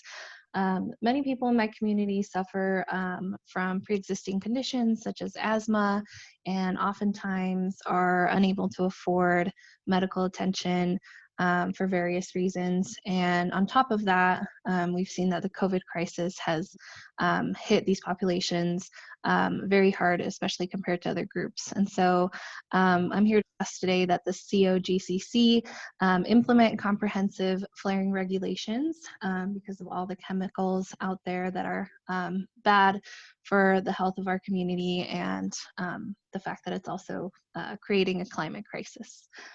I have to say thank you so much. Great. Thank you very much. Thank you for being with us. Glad we were able to get you back in. We now will turn to Wayne Quade. Quad.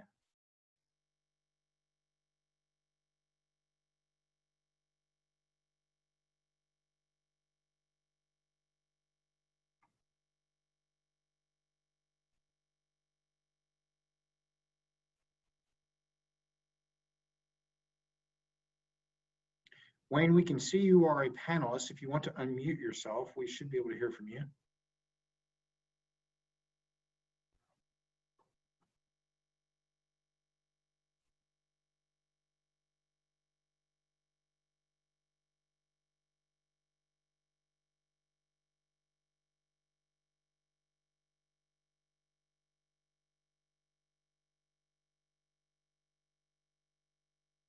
Mr.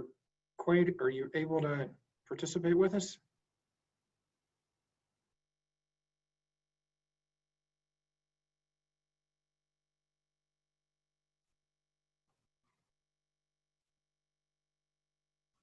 Hearings Manager Larson, is there anything we can do on our end?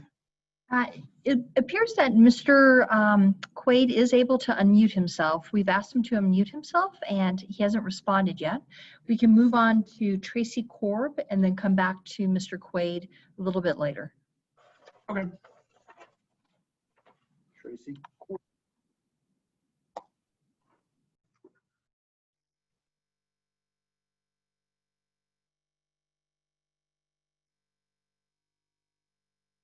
Hello, can you hear me? Ms. Korb, we can hear you, but you're reverberating. You may have two speakers going. I have a delay with my Zoom. Could I call in to give my comment? Actually, you sound okay now. I don't know what happened. Okay, good. Sorry, I don't have my camera going. Thank you for your time today. My name is Tracy Korb, as my name says, and I just want to thank the Commission for considering implementing regulations on natural gas flaring in Colorado and the opportunity to comment. I've lived in Colorado most of my life. I've been in Durango for 20 years, and I learned more about natural gas flaring in the last 5 years, so I'm new to the table there. We're the fact that our area sits under the methane hotspot in the nation, and that really struck me. As well as the fact that emits hazardous air pollutants that are harmful to people and wildlife. And I've seen the flaring. It's noisy and it's disturbing. I've learned that flaring contributes to climate change, and that's a concern as our seasons shrink in the winter and wildfire seasons are growing. And then when I learned that flaring isn't a necessity, but a way to natural gas operators could capture and profit from the byproduct while minimizing the air pollutants, then I became really involved, and that's what I'm here to talk to you about and give my comment. I would like to respectfully ask the Commission for 3 things. The first is to eliminate all routine and existing flaring for new and existing wells, except when absolutely necessary for emergencies or unplanned maintenance. I feel like this needs to be really crucial. That needs to be clear as possible. And for that reason, I ask that you please support the staff's proposed 903 recommendations.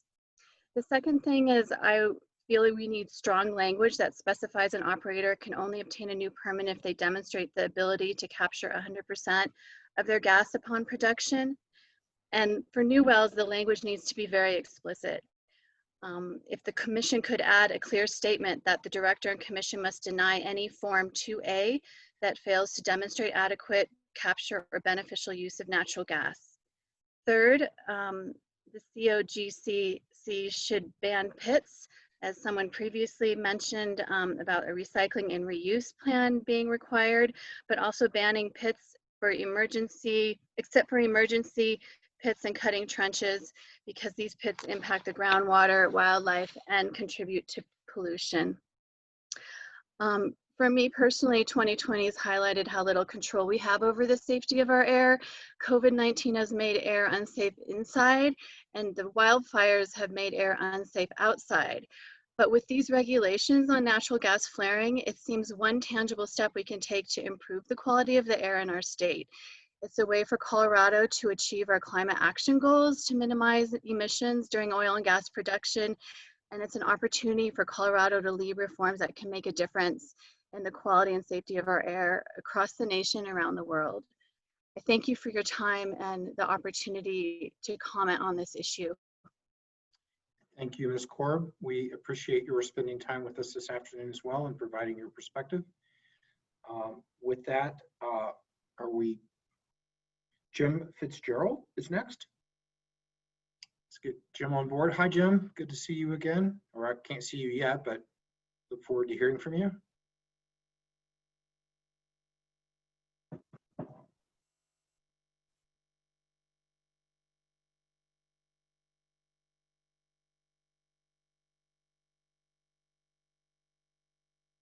Jim, can you unmute yourself?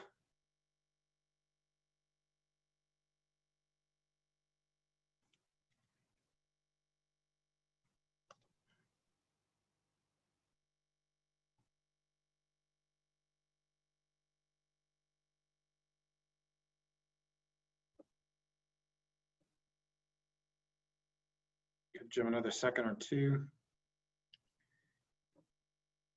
If it's the same Jim Fitzgerald that I knew back from 2014 who served on the oil and gas task force with me, he does live in a very rural area, so he may need a little more time.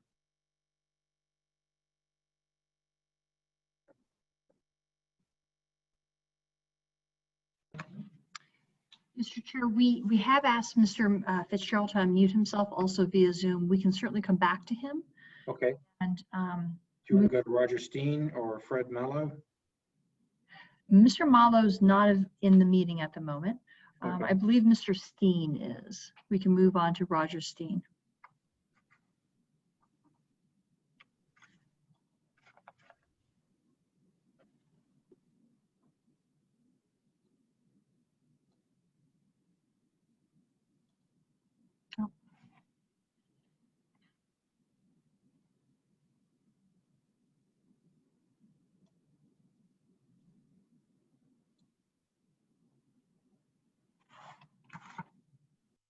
Can you hear me now? We can, Mr. Steen, yes. Okay. All right. I guess maybe you can't see me, but that's not important. Hearing's better, but go ahead. Let me see if I can uncover my comments here, since I just rebooted. All right. I view.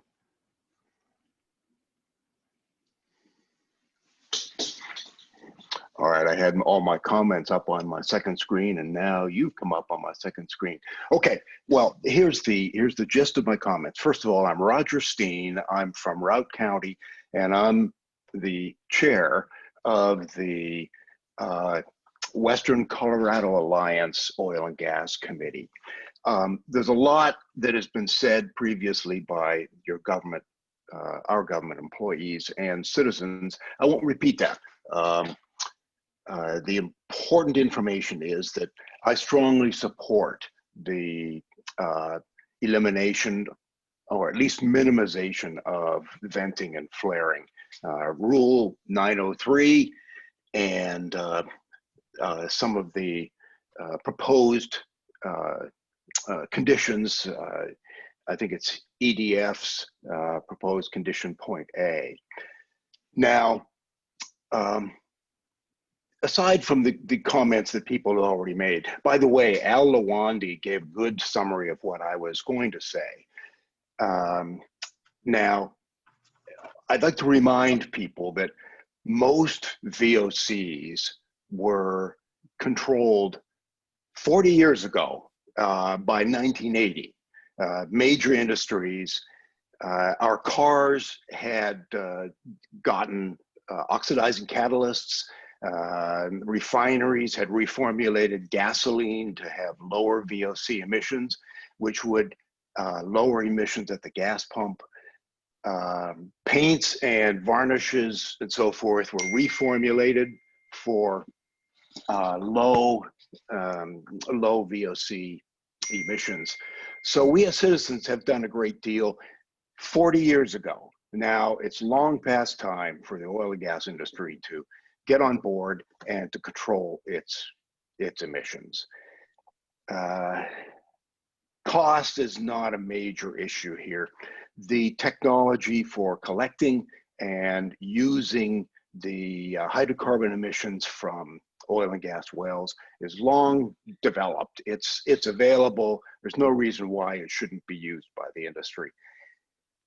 I think that's sufficient for my statement there. That's the crux of it. Thanks so much for presenting or providing this platform for speaking to you today. Thank you, Mr. Steen, for participating and for providing your perspective from Routt County. We appreciate it, and we appreciate you spending time with us this afternoon. And Ms. Larson, I'm going to just keep going down the list. If one of the folks that we've missed is available, just let me know. But at this point, we have Ramesh Bhatt.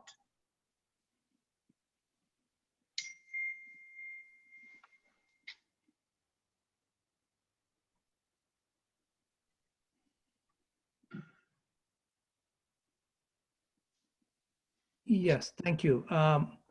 Thank you for the opportunity to speak today. I very much appreciate the hard work that has gone into generating the rules. However, I think they need to be strengthened to adequately address the requirements of Senate Bill 181.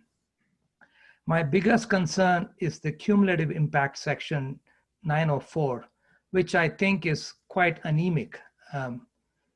Senate Bill 181 explicitly requires COGCC to not only evaluate, but also to address cumulative impacts from oil and gas operations. However, Rule 904 only refers to studies of cumulative impacts and fails to indicate how these impacts will be addressed. This rule needs to be changed to explicitly protect human health and the environment against the cumulative impacts of fracking. To begin with, these rules should require comprehensive, accurate, and timely regional cumulative analysis. They should be conducted by experts hired by the commission and paid for by the operators. Then these impacts must be directly addressed. Basically, oil and gas permits should be denied if their impacts add to the cumulative pollution burden of the region. Industry's arguments that we don't have enough data to address cumulative impacts is incorrect. There are myriad peer-reviewed published studies by now clearly indicating that fracking operations lead to a variety of regional impacts. Elevated levels of ozones, VOCs, methanes are just a few examples, not to mention the elephant in the room, climate change. The cumulative effects of fracking operations can already be seen in many parts of Colorado. We are literally burning down.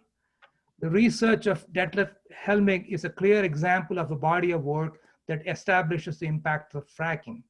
There are also studies from other researchers on location. Just recently, for example, a study was published by researchers from Harvard, which found that people living downwind from sizable fracking operations are subject to increased radiation. Given all this, it will be unconscionable to not have a robust and effective rule to address cumulative impacts of fracking.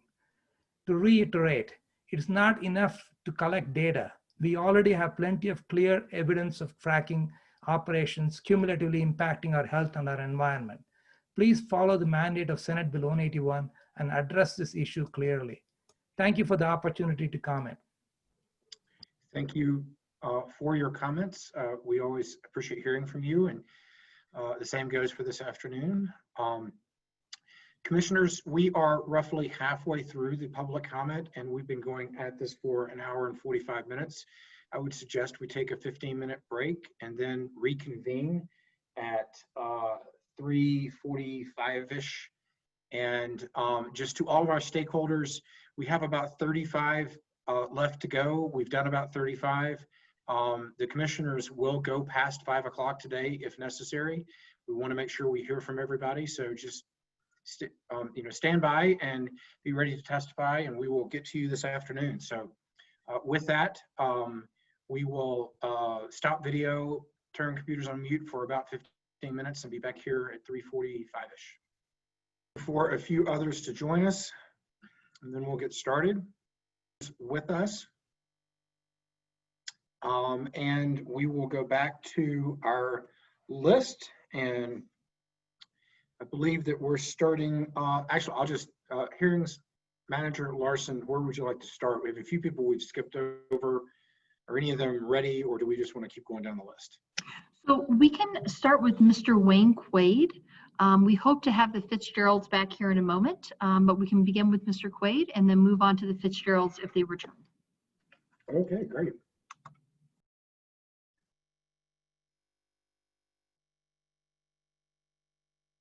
Mr. Quaid, you are now on the panel. It looks like you've unmuted yourself.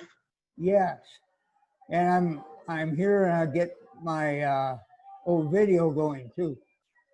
Okay. Okay, here I am. Well, sorry for the interruption, but anyway, greetings, commissioners. I'm Wayne from the Western Slope, and I'm mainly speaking for myself, but I'm mostly worried about our shared environment. Thank you for your willingness to institute new rules to protect us from the health and environmental dangers of flaring and venting, let alone its wastefulness. You are to be congratulated for being able to take a hard line on this public nuisance. As you already know, this is what is foremost in the public mind. I further support your leadership to the rest of the country. As we are doing here in Colorado. I am in full support of the Commission's efforts to protect us from such health and environmental dangers by the clear implementation of proposed Rule 903 regarding prohibition of the venting and flaring of natural gas pollution, and I call it pollution. Specifically, I would like to make it clear that the Commission must deny any Form 2A that fails to demonstrate adequate capture or beneficial use of natural gas. Also, that the operators certify their commitment signed by a responsible official. I have a question here. What enforcement will pursue? We may need to spell this out. I would also like to consider the long-term cumulative effects as well, such as pollution can develop a pressure cooker effect over time. A further step would be, should be taken to address potential disruptions and deteriorations of the infrastructure. I would like the commission to address long-term inspection and responsibility for all infrastructure, including pipes, hoses, wells, and so forth. I appreciate the ability to make comment to your proposed Rule 903 regulations. This will not only protect our immediate health and environment, but help to address our concerns about the larger greenhouse pollution, like mentioned by many others. So essentially, yeah, I'd like to have stronger rules and spell out exactly what the consequences could be and consider cumulative effects far into the future. Thank you for your efforts. Thank you, Mr. Quaid, for participating with us. Glad we were finally able to hear from you. So thank you for that. Ms. Larson, are we now turning back to the Fitzgeralds for a second time? Yes, that is correct, Mr. Chair.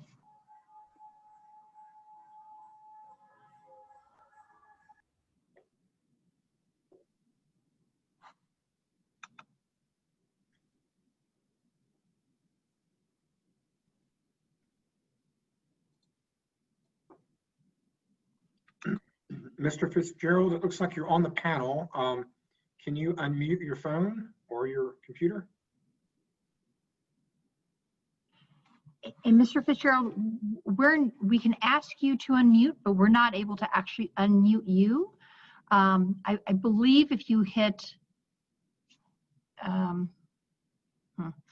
think it's *6 or #6, and you should be able to unmute yourself. Give us one moment, we'll confirm that.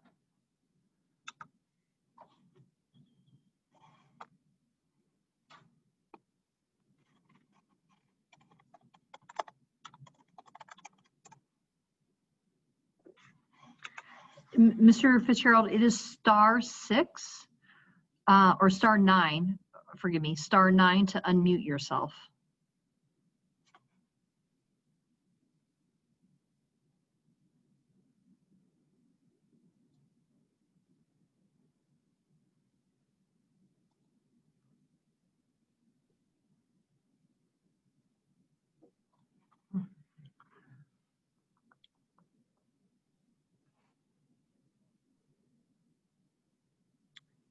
Ms. Larson, do we want to perhaps go down the list?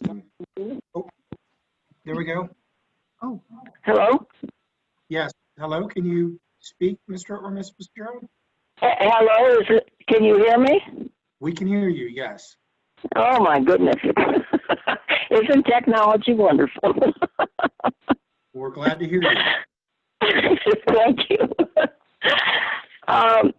I would like to simply tell a story that occurred in the last few days here, which kind of exemplifies why we are getting extremely unhappy about flaring. We live about 3 miles from a compressor station, which on Thursday began flaring during a red flag time when the wind was blowing at about 35 miles an hour. We were downwind from this compressor station. And before, we've always been worried about it, but the fields around it are irrigated. However, at this point, the irrigation has been turned off. We are in a terrible drought down here, and the flames were just swirling around everywhere. Now we are looking at the permitting process of building another compressor station closer, about 1.5 miles from that one, where there'll be no irrigated fields where it's surrounded by forests and a fair number of people, and they will have no way to contain their methane if it should leak. We just had this flaring thing in this time of so much drought, and we are terrified that we are not now being protected from all the flaring that's going on around us. We feel like people in California must feel about their electric lines at this point. We feel like the state should definitely address a greater safety for all of us.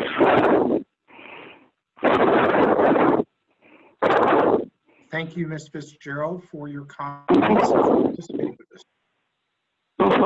Thank you. Very good. All right. We will now go to Shayna Oliver.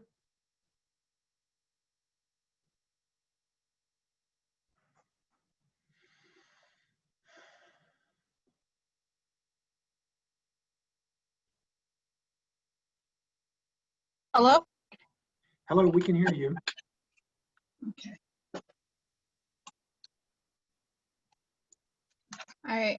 Thank you for your time and consideration. My name is Shayna Oliver. I am a Denver resident, and I'm a mother of 4 kids, and we are descendants of the genocide known as the Indian Removal Act and known to the Diné people as the Long Walk of the Navajo. I am a community organizer, advocate for Indigenous people's rights, our right to clean air, water, and lands, and for equitable health and nutrition, education, employment, and adequate housing. In addition, I am a field organizer for Moms Clean Air Force, a national organization of 1 million moms and dads united to protect our children's health from air pollution and climate change.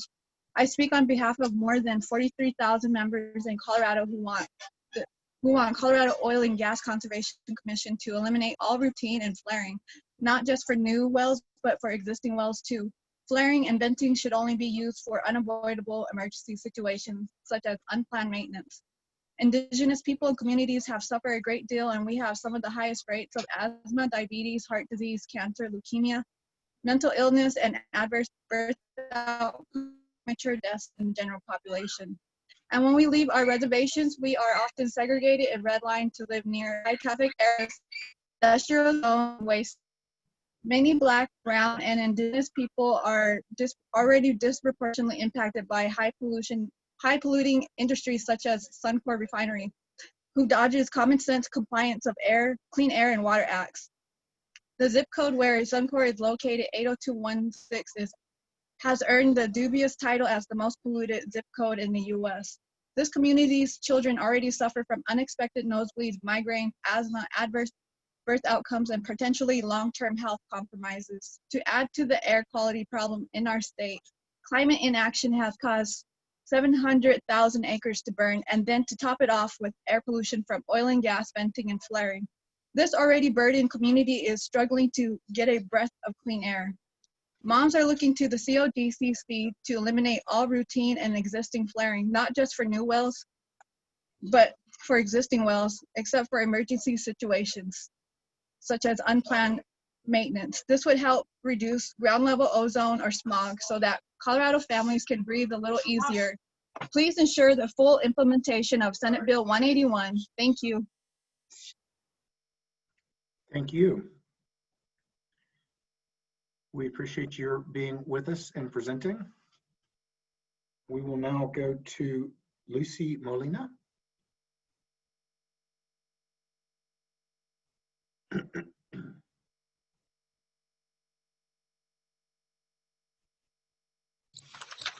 Hola, buenas tardes.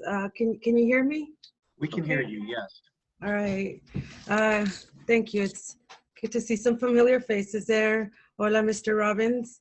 Thank you so much for your public service, to all the commissioners and to all the speakers for their concerns. And I don't have to really speak about the science about it. Many speakers already spoke about it. As we know, Commerce City knows all about flaring.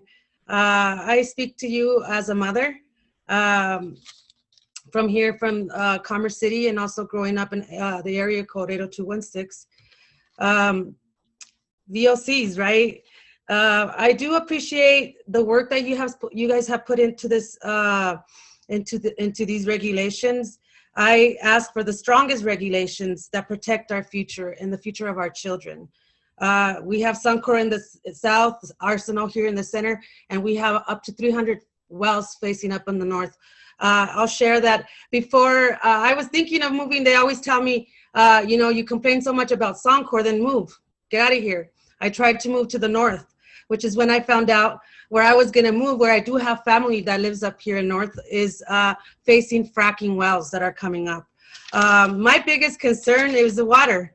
When I learned the process of fracking, my biggest concern definitely was the water, and of course, all the pollutants, the death-causing pollutants that are lingering through our neighborhoods, really day and night. So I do ask you guys, you know, let's save the planet. Like, I will piggyback on what Mr. Allen Harvey said. We have the opportunity to be an example to the nation. And also, like Ms. Torres mentioned, I live in a communities, especially these fracking facilities are in communities.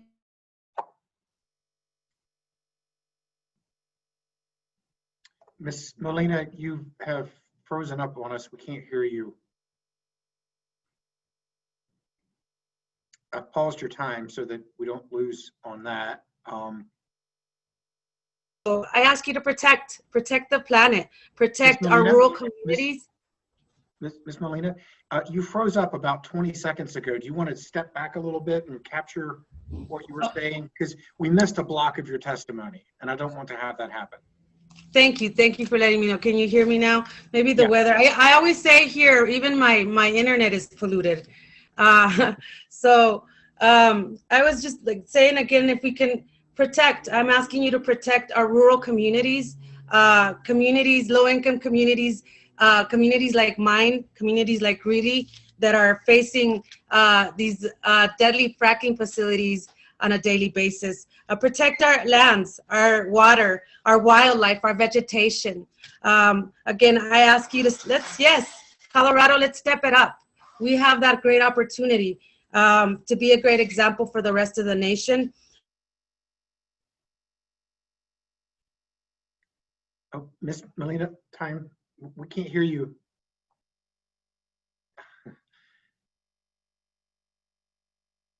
I don't know what happened, but we can see you, but we can't hear you now.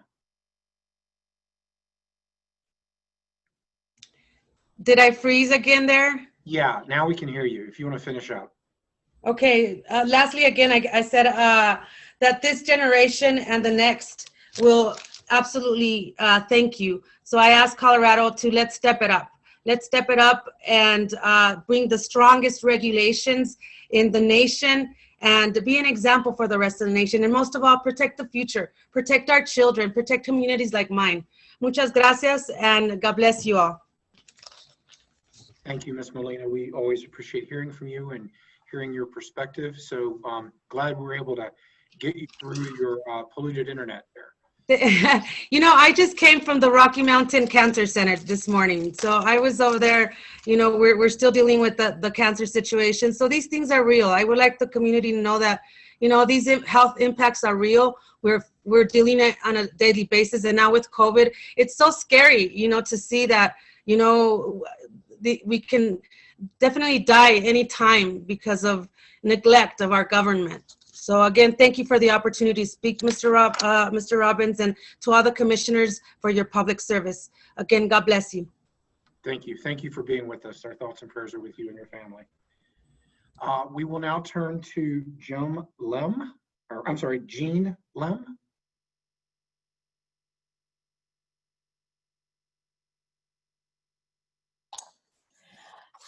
Thank you to the COGCC for the opportunity to testify. My name is Jean Lim, and I'm a council member in Broomfield, speaking on my own behalf. I appreciate your work on the 900 series rules and the important goal of ending routine flaring of natural gas in order to protect the health and safety of our environment throughout the state. The current proposal from the COGCC is a step in the right direction. But even with a 98% ECD, there are still unexplained dangerous VOCs being emitted from a pad in Broomfield. As cited on page 6 of the Environmental Defense Fund party statement, which is also supported by the allied local governments, several studies demonstrate flares routinely malfunction, releasing significant tons of pollution that cause health impacts. In order to try and protect our public health and safety, Broomfield taxpayers have paid for the most advanced air quality monitoring equipment found near residential oil and gas development in the state. For the past 2 months, 2 of the most respected air quality researchers in the state have noted increased VOC variability above historic patterns from a Broomfield pad with wells that are in production. The plumes that have the scientists most puzzled are benzene and acetylene rich. Neither the COGCC nor CDPHE can offer any insights. The CDPHE has told us that they are not surprised at the discovery of these emissions, as no other pads are surrounded by such advanced monitoring equipment. Is the ECD or some other equipment on the pad malfunctioning and releasing these VOCs? The operator has refused to allow any on-site investigations, so Broomfield has no way to find out. But in the meantime, I do know that my constituents who live in a densely populated neighborhood under 2,000 feet from oil and gas operations are having a multitude of adverse health impacts. Many of these health impacts mirror the 2019 CDPH study.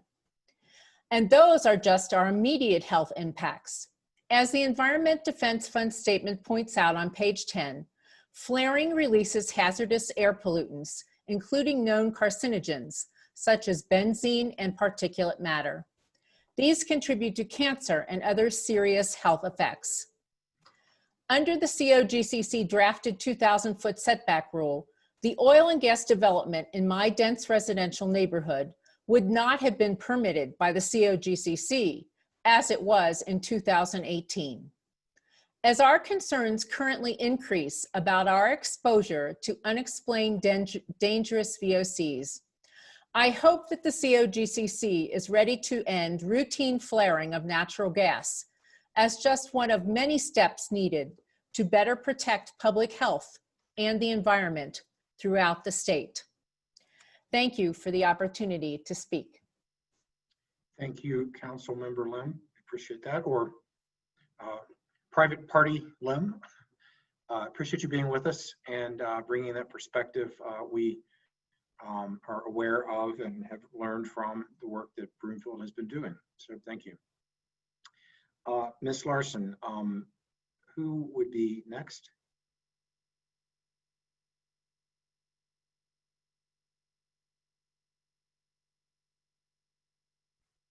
Thank you, Mr. Chair. We next have Laura Barajas and Nathan Goodman. However, we don't see either of those participants in the meeting. If you're in the meeting and can raise your hand, that'd be great. I'm not sure if Ed Ingvey is also in the meeting. If Mr. Ingvey could raise his hand if he's here, that would be helpful. Mr. Chair, it looks like we do have a hand raised from Conservation Colorado. We'll move Conservation Colorado in as a panelist, and potentially that is one of our speakers. So one moment. Okay.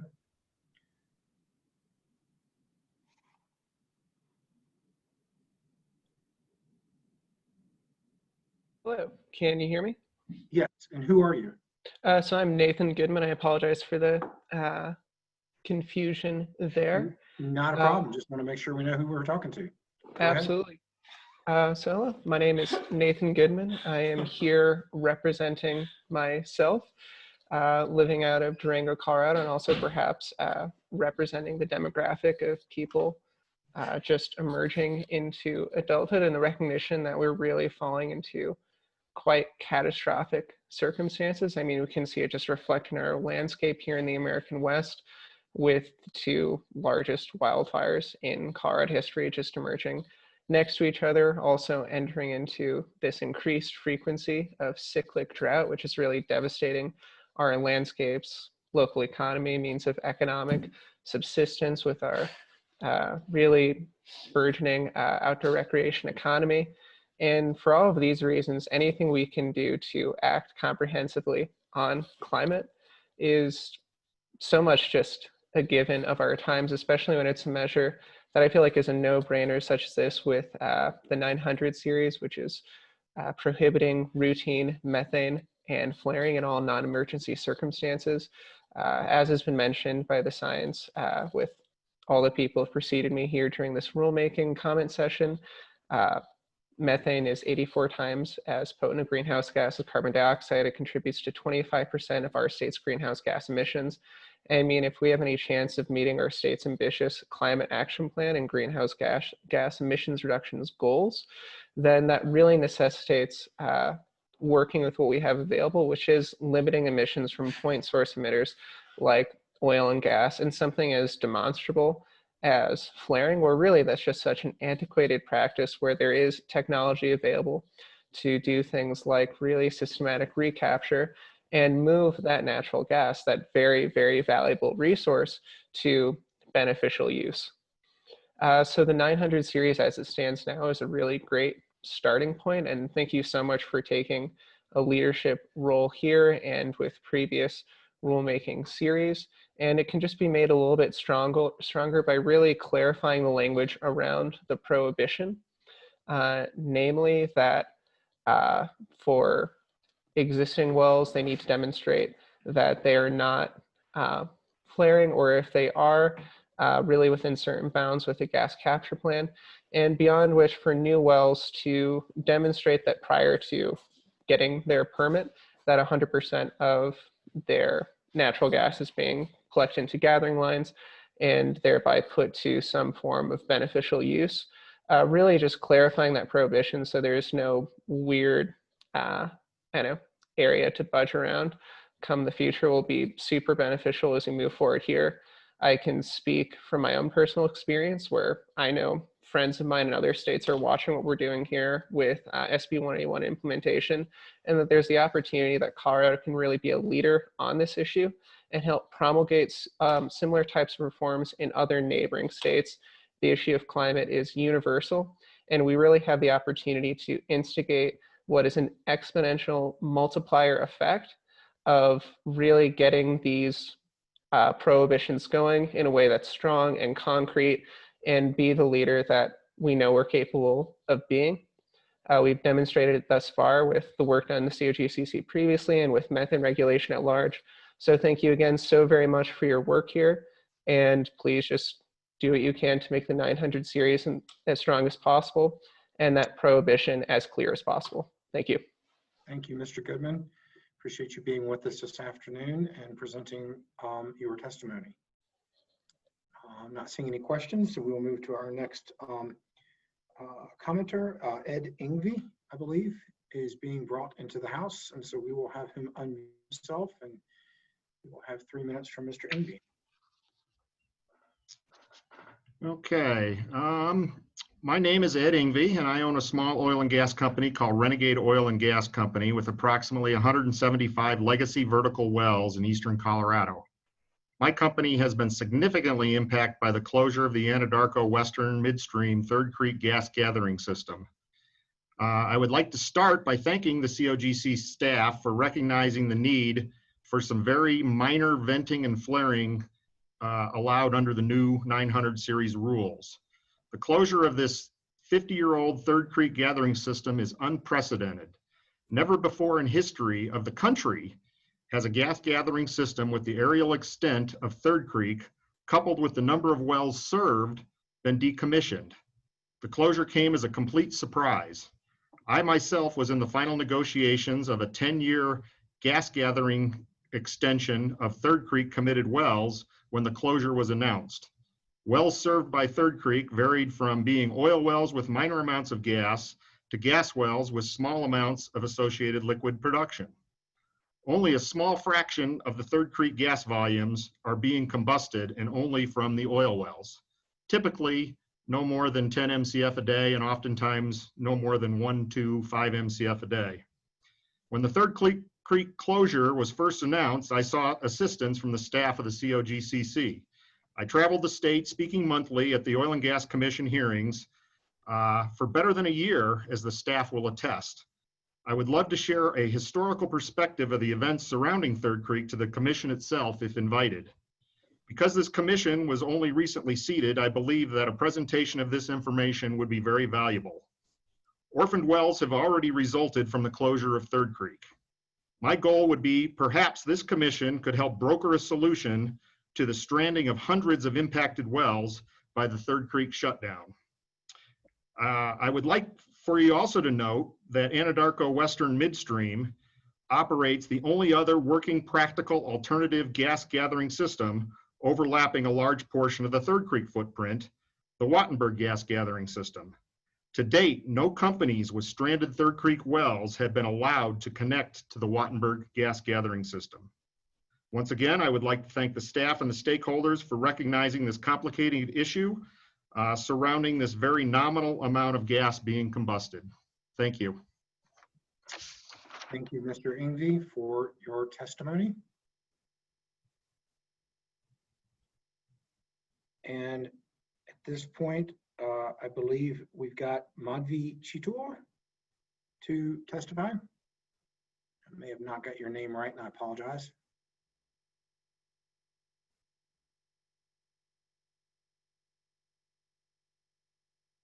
Hello, can you unmute yourself?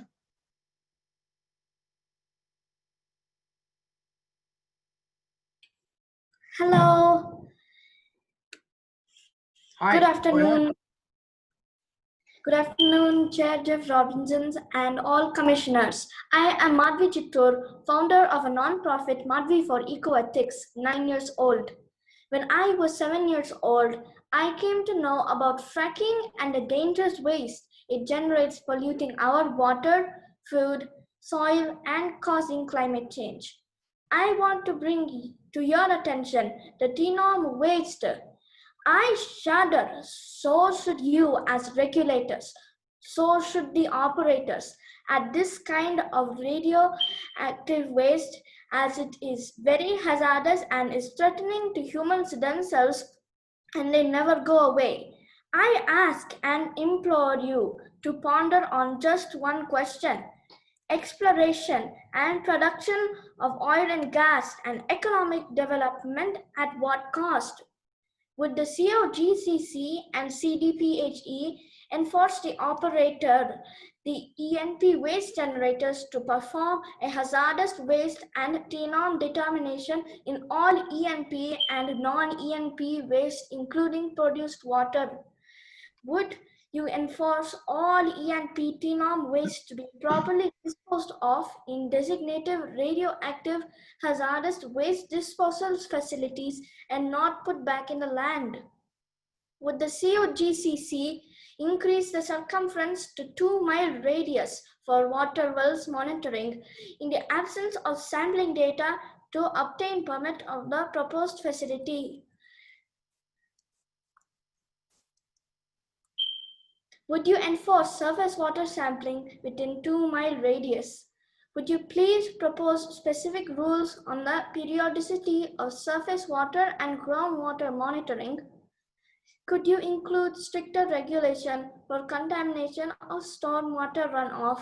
Can COGCC include radon gas tests and monitoring in the 900 series? On June 4, 2018, I was speaking at the Arvada City Council meeting, and at the same meeting, a person from CDPHE made a presentation on the increased levels of radon in all Arvada area and its carcinogenic effects on residents. I believe and advocate zero waste principle. We as a humanity, together including COGCC, have to follow the zero waste rule to save our planet for my generation, my and your children, and my and your grandchildren, and not align with the interests of the oil and gas companies. We can't eat money. Thank you for your time, and I look forward to you including my requests in the proposed to 900 series rules. Thank you. You're muted.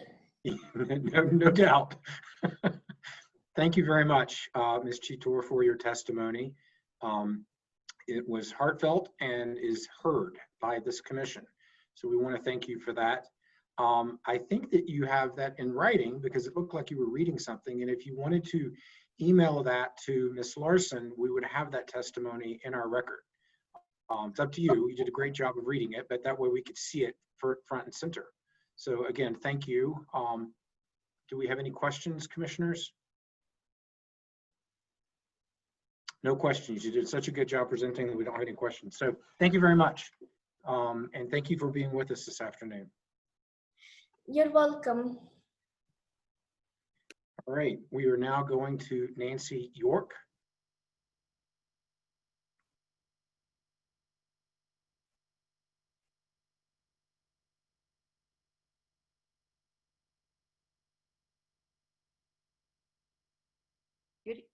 Good afternoon. Good afternoon, Ms. York. We can hear you. Wonderful. Thank you for receiving the public input that you have today. It has been inspiring to hear others' testimony, and it has been heartening to hear the deep concerns about the climate, especially by elected officials who are in a position of leadership, including what they had to say to you today. I also very much appreciate the visual description of the impacts of ozone. It was very, very clear. Ozone is a cause of serious health impacts, including premature death. My name's Nancy York. I live in Fort Collins, where I suffer the damage of ozone and the other air pollutants, as we all do along the Front Range. And frack gases are a significant contributor. I spent over a dozen years on Fort Collins Air Quality Advisory Board and have continued to pay attention to the ever increasing number of studies regarding the serious health impacts of air pollution, and in particular, the impacts of oil and gas. Our state and region needs to understand the accumulative impacts of air pollution, including that of each oil and gas operation. I agree with a former speaker who said that the data is known and action needs to happen immediately. Most importantly, I urge you to end flaring and venting, holding the oil and gas industry to the highest operating standards possible inspires them to find solutions. If such a rule is made, oil and gas will find a way to make it happen. We all know that methane is a powerful greenhouse gas that must be contained and minimized. Stringent rules require the industry to capture these volatile organic gases is essential if we, as a society, have any hope to keep planet Earth livable and healthy. Your part is in the rulemaking that will minimize greenhouse gases and hold oil and gas to the highest standards physically possible. To do less would be terribly, terribly demoralizing. Thank you very much for your work and the kindness that you show in this afternoon. And I wish all of you the very best. Thank you very much. Thank you, Ms. York, for participating with us and being with us this afternoon. Your testimony is helpful to us, and so we appreciate your spending time with us. We now will turn to Karen Salapish.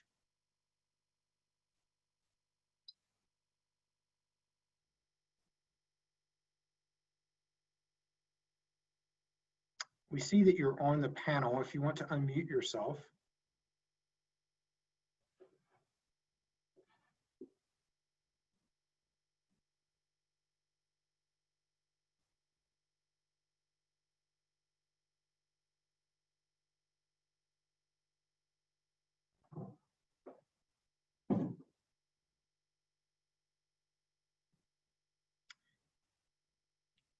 There you go.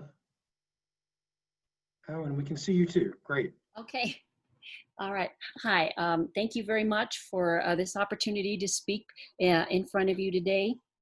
I'm going to talk about the 909 construction and operation. The commission will require fencing and netting to keep all wildlife from drinking the water. This would also take away the only source of good water for agriculture, animals, provide a habitat for fish and other aquatics, and provide an enhancement to private property. This water has been tested and excuse me, and there are approximately 1,587 of evergreen wells testing below 3,000 TDS, total dissolved solids, an excellent source of fresh water.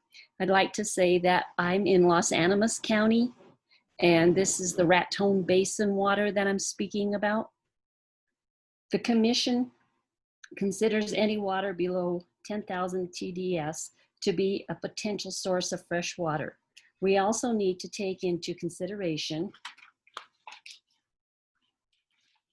drying up the pits and ponds will only hurt the landowners.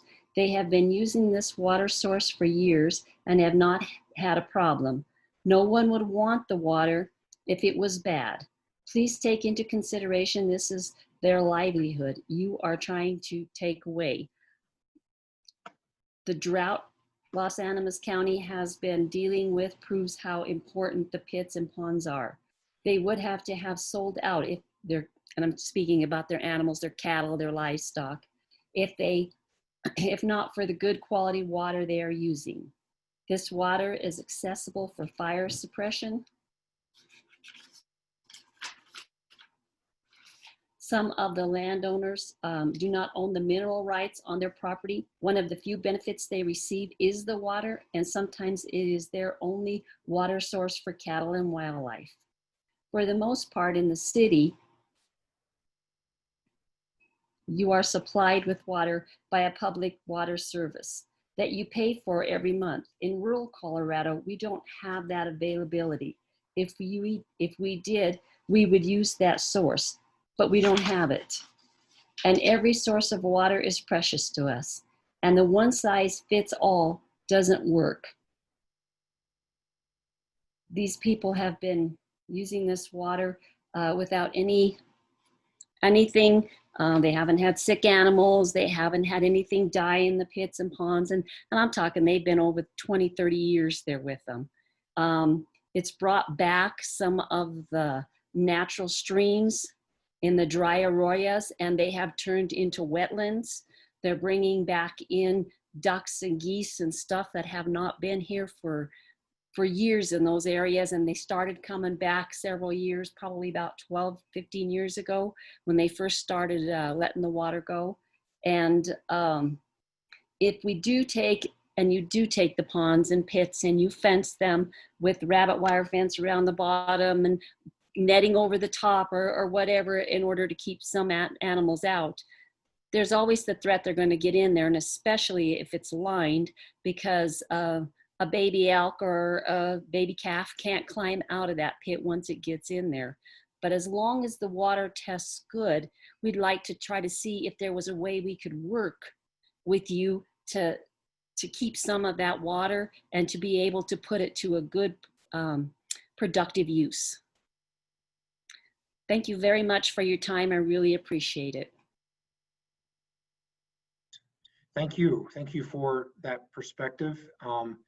And I know the commissioners and I thank you for the time this afternoon. That's something that we should look into. And so we appreciate you bringing the point to us. Oh, thank you very much. I appreciate it. Great. We now will turn to Renee Millard-Chacon.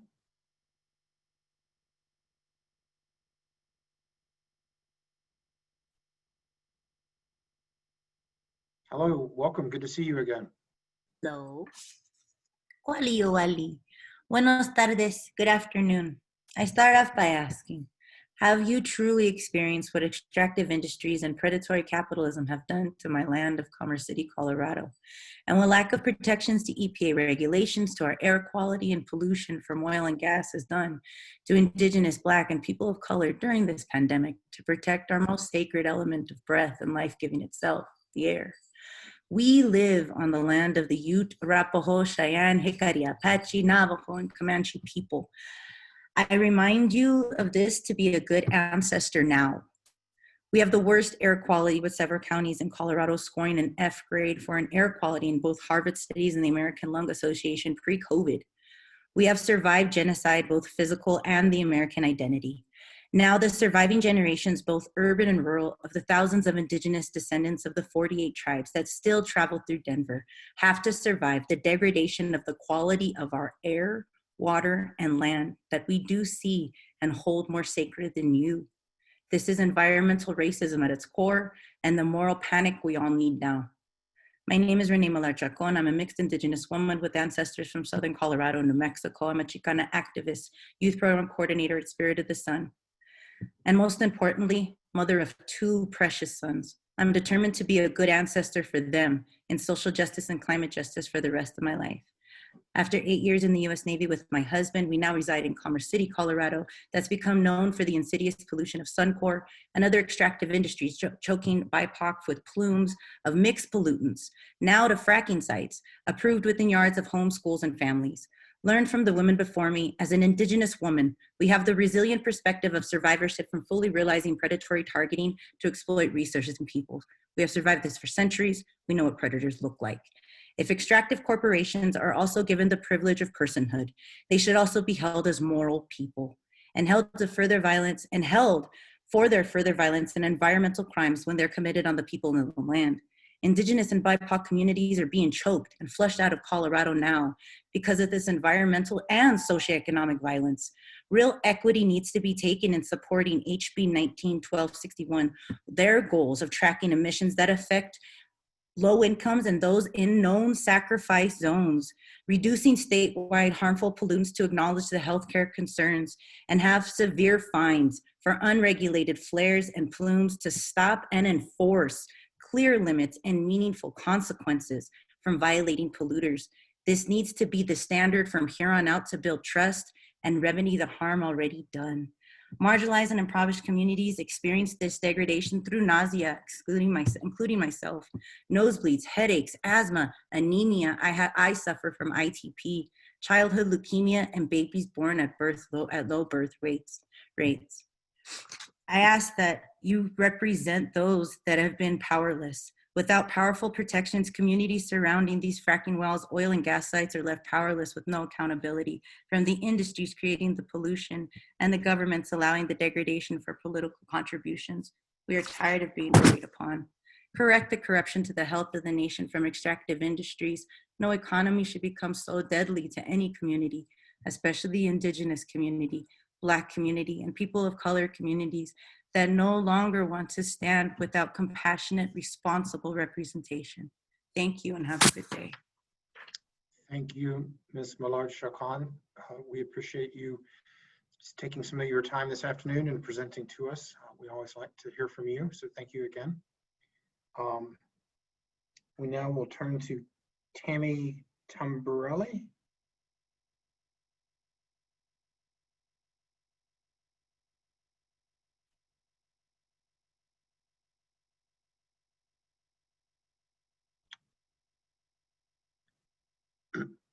Ms. Tamburelli, if you wanted to unmute yourself, we see that you are a panelist with us.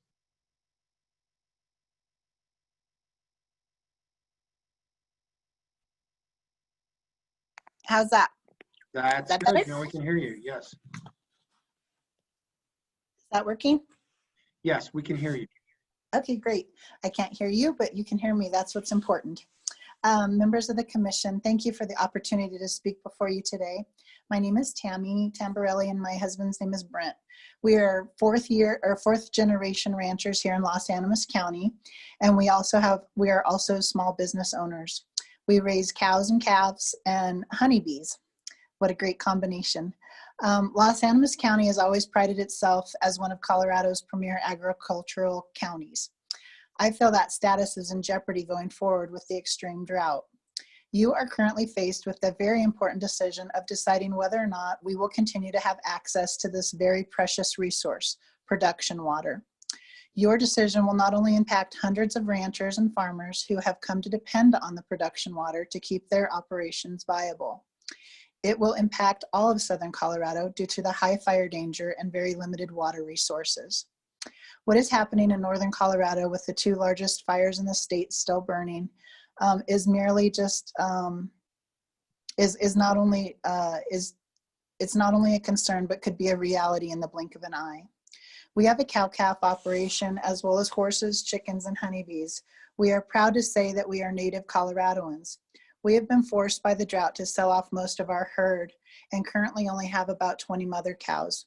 We are stewards of the land, and we feel this is the number of cows that the land can support without extreme damage to the native grasses. This being said, though, we depend on the production water from Evergreen's gas wells to keep our animals hydrated. Without this water, we have no other option than to sell the rest of our herd. Because of the ever-changing climate, we have not received the water that is needed from Mother Nature to stock our ponds that are normally filled by the springtime rains. They have been dry for the past 3 years. Please don't think for a minute that if there were any question in our mind that this production water was dangerous or unfit for our animals, that we wouldn't want it. This water has been tested and meets very high standards for quality. We have been using this water for over the last 20 years without any problems, and I think that's a pretty good case study, and it didn't cost anybody a penny. We consistently hear frogs and see ducks and geese using the stream and ponds by our house to raise their young. We've even had a blue heron visit us this year.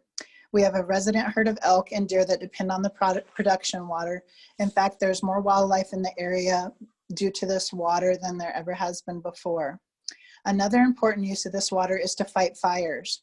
As you can imagine, in an extreme drought, you don't always have a lot of option when it comes to where you might get water to fight those fires in rural areas. And I bet that if your house was on fire, you wouldn't care where the water came from. Many of the ranchers in our area have production pits and that can be accessed. And those ranchers have been very forthcoming with our fire departments and letting them know anytime, night or day, if those waters are needed, they are more than welcome to use those waters to fight any fires that might pop up. I've heard a lot of comments today about our carbon footprint, the climate health, and global changes earlier in this meeting.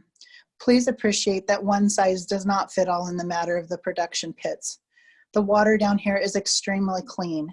It meets very high standards. It's been tested by companies that are outside of the oil and gas industry. I don't know if you're taking into account that the production water is essentially being recycled and repurposed by animals, both domestic and wildlife, as well as the fire departments in Los Animas County. Do you realize how much fossil fuel will be burned if we are forced to haul water to these ranches and farms, as well as fight our fires? And that will put an additional pressure on our water resources. In closing, I implore you to really explore this issue. I invite you to come and visit my ranch and see for yourself the difference that this water is making, not only on our place, but on my many neighbors. Your decision is so important to many people who are just trying to do what they love, ranch and farm, as well as be safe when fire starts. This water is not dangerous. If it was, we would not want it. It is serving a vital role in Los Animas County, which is keeping small ranching and farming operations alive. Again, I thank you for the opportunity to share my opinion. Thank you, Ms. Tamborelli. I had a question for you. The issues that you raise, it sounds like these are for pits that have been in place for any number of years. You mentioned 20 years.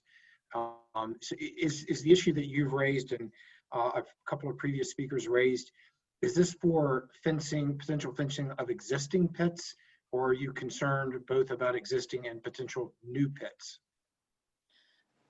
Our biggest concern is that the pits would be fenced to where animals would not be able to use, they would not be able to use the pits at all for a watering source, new or existing. Right now, the pits that have great water in them are accessible without fencing and without liners. Okay, all right, great. AG Minor, I see you have magically appeared. Did you want to weigh in or provide perspective on this? I don't know that it's necessary, but it is an issue we should look into. Certainly, Mr. Chair, I can if it's helpful for Ms. Tamborelli and any other Los Animas County stakeholders who may have not seen Director Murphy's presentation this morning. Staff did propose as of this morning to revise proposed Rule 909J to only require fencing and netting of existing pits on a case-by-case basis. The factors that would be considered there are essentially the characteristics of the water. So whether it is, like most of the produced water in Los Animas County in the Raton Basin, in fact, drinkable and safe for livestock and other wildlife. So that would, I believe, at least as I understand Ms. Tamborelli's concern, that sort of late-breaking change that was just announced this morning should address that concern. So Ms. Tamborelli, I don't know if you were listening in this morning, but it sounds like staff has addressed to an extent some of the concerns with the edit that was revealed this morning. So we will continue to take this issue under advisement and appreciate your taking time out of your ranching life in Los Animas County to bring this to our attention. Thank you for all of your efforts as well. Thank you, AAG Minor, for reminding us of the edit that occurred yet this morning. We've had a lot of information tossed at us, but I just want to comment that public comment is helpful and helps bring issues to the table. So thank everybody for hanging with us. We've still got about 15, 20 people to go, and we will just continue in on that at this point. Is it Gary Cox is next? Is that right, Ms. Larson?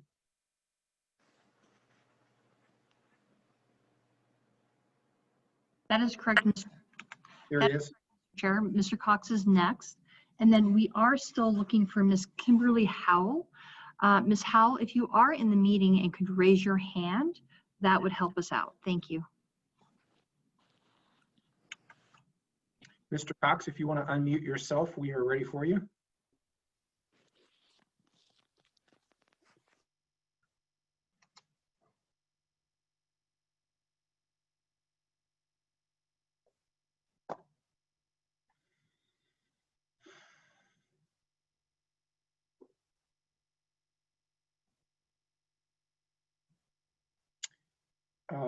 Gary Cox, we're still waiting on, there you go. Can you hear me now?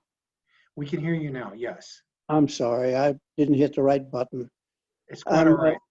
My name is Gary Cox, and I'm from Lafayette, Colorado. And I'm amazed, really. I am encouraged by the numbers of people who've called in and are worried about our planet. And I'm encouraged by the fact that you guys patiently listen to us. I was a truck driver for 20 years in the oil fields, and I know things that people who work from 8 to 5 don't about what happens after the sun goes down. They're not the same oil fields, my friends. I wish they were, but they're not. When people aren't looking, oil field truck drivers were paid very little, $6 to $7 an hour, and they could double their wages by dumping frack water in ditches, in farmers' fields. It was done quite often because of the low wages. And it was never questioned. That could have easily been avoided. The oil companies know how many gallons of water are left after a frack. And they know that doesn't arrive at the disposals. They know that. They can be easily checked. No one ever checked on us.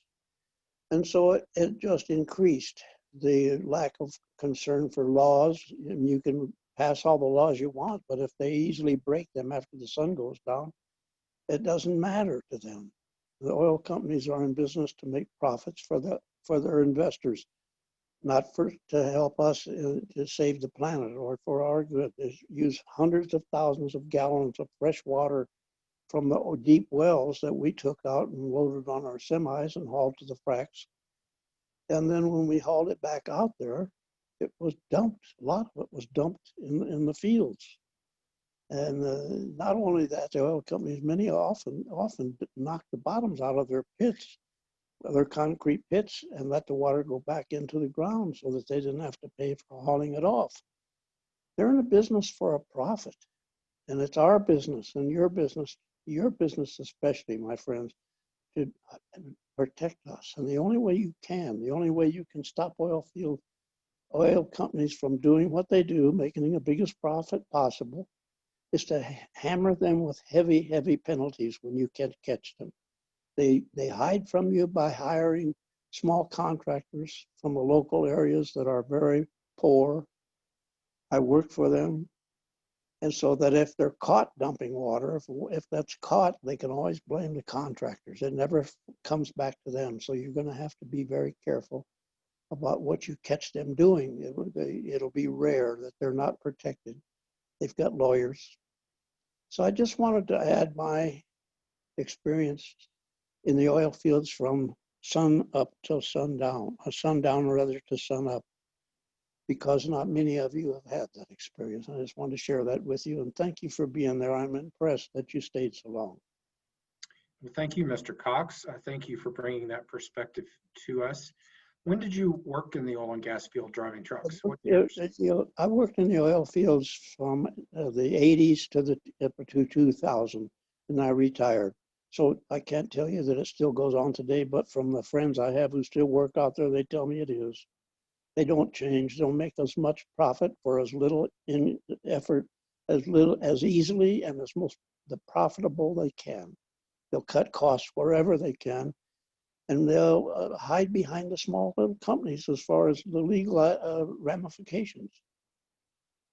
Okay. Well, listen, I think all commissioners, thank you for being patient and being with us and bringing your perspective, which is unique to us, so that we can try to do the best job we can for the state of Colorado. So your testimony is helpful. Thank you.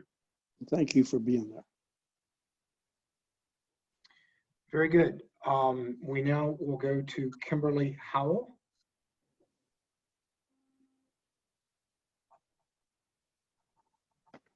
Hi.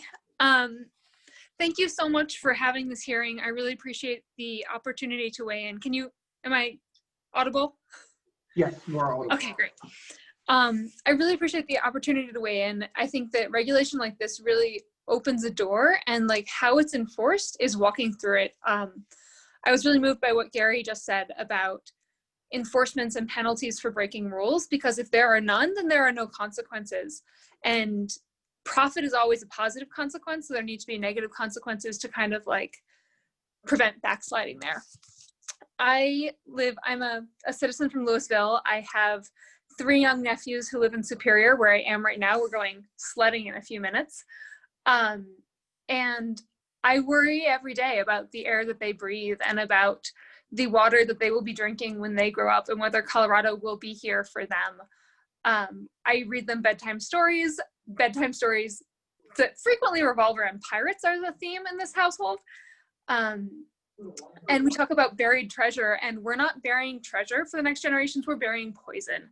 And so I'm particularly worried about the pits and the enclosed containers. I think enclosed containers, even then, like Gary said, you can knock the bottom out of them. They leak. We can't contain anything over the long run. So the minimum that we can put into the ground is essential to me. And then venting and flaring is the same thing. It's just more invisible. There was an excellent New York Times expose this summer about how much more venting and flaring goes on than is publicly admitted to by these companies. And they had sensing drones that flew over fields and were looking at the amounts of methane just leaking rapidly out. And it's an environmental issue, and it's an issue for the workers who walk through these flares of methane. So both of these things seem like absolutely essential issues to me. And there was a point made very early on by one of the first speakers, I can't quite remember his name, but he was talking about how the oil and gas companies put people like you under intense pressure. They cry profitability, they cry, well, bankruptcy, but it never actually seems to happen. And so I think that you guys should be really bold in what you ask for, because there are generations of Coloradans who are depending on you. So thanks again for giving us this opportunity and for the work that you guys do to draft these regulations and enforce them. And if you'll excuse me, there are 3 little boys outside who are waiting to go sledding. Have fun. Right Thank you up there. for, all right. Well, have fun, and thank you for bearing with it and providing us your testimony. Thank you. Great. We now will turn to Pat Mestis.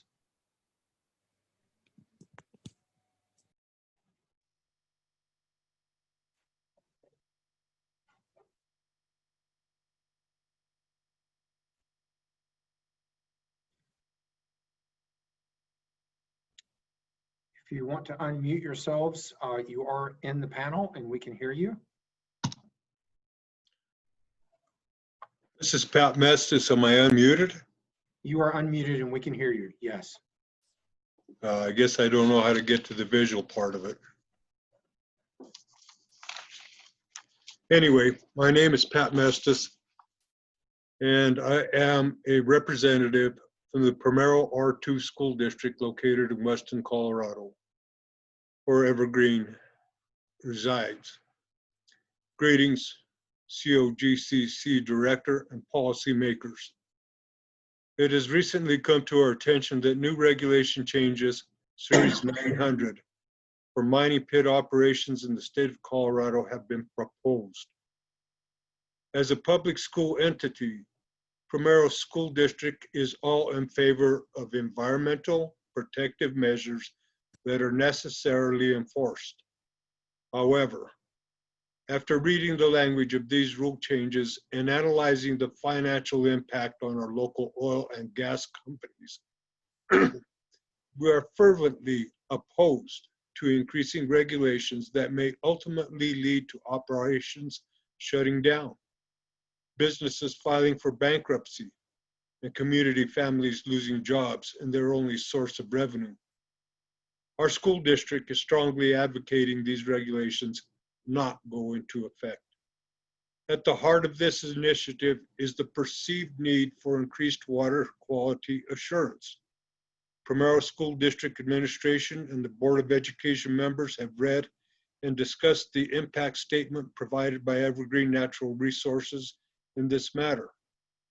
This document clearly outlines the situation and defines the terms of both the regulation change proposals and the response measures Evergreen would have to take in order to meet new compliance standards. Primero School is worried that all of our neighborhood partners and business ventures will suffer should rules 907, 909F, and 910E be approved.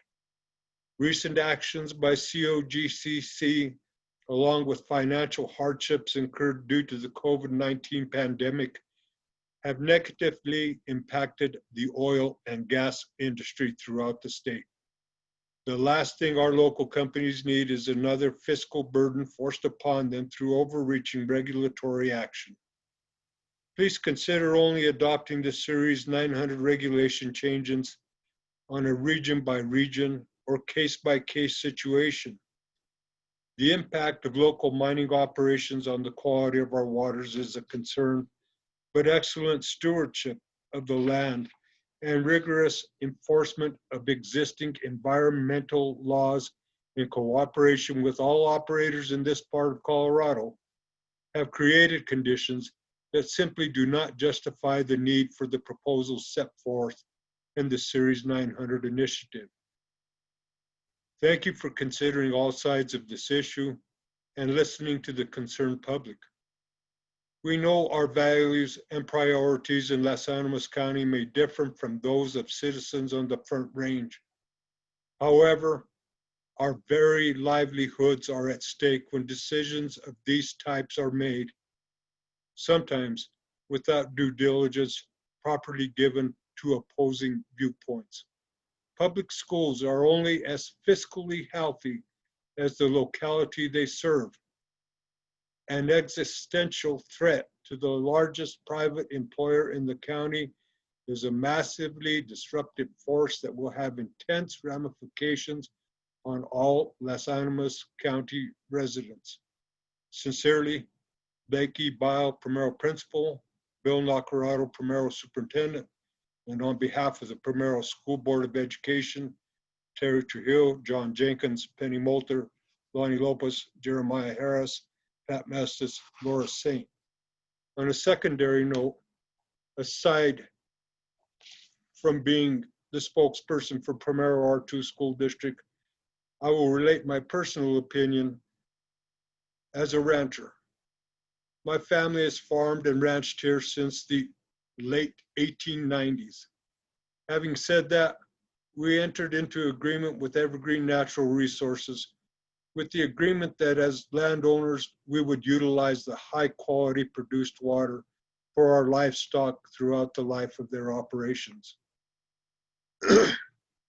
With my 60 years of memory on this land, I had never seen such terrible drought conditions. Springs that have never dried up. Without the produced water that was provided us by Evergreen, we were able to utilize an additional 160 acres of pasture. But extreme drought has caused me to sell off 75% of my herd of cattle because of the lack of water. In the near future, I may have to sell off the rest of my herd for the first time in the history of our ranch. My situation is not unique. Most every landowner is in the same condition. Wildlife has thrived because of their ability to use this water. And as C.K. Morey said, the vegetation that has grown in the springs, in particularly my area, Sarcillo Canyon, something that had never been there before. Fish that I see in that creek that I had never seen before. Deer, elk, mountain lion, bear. I've seen them all. I am on this land every day.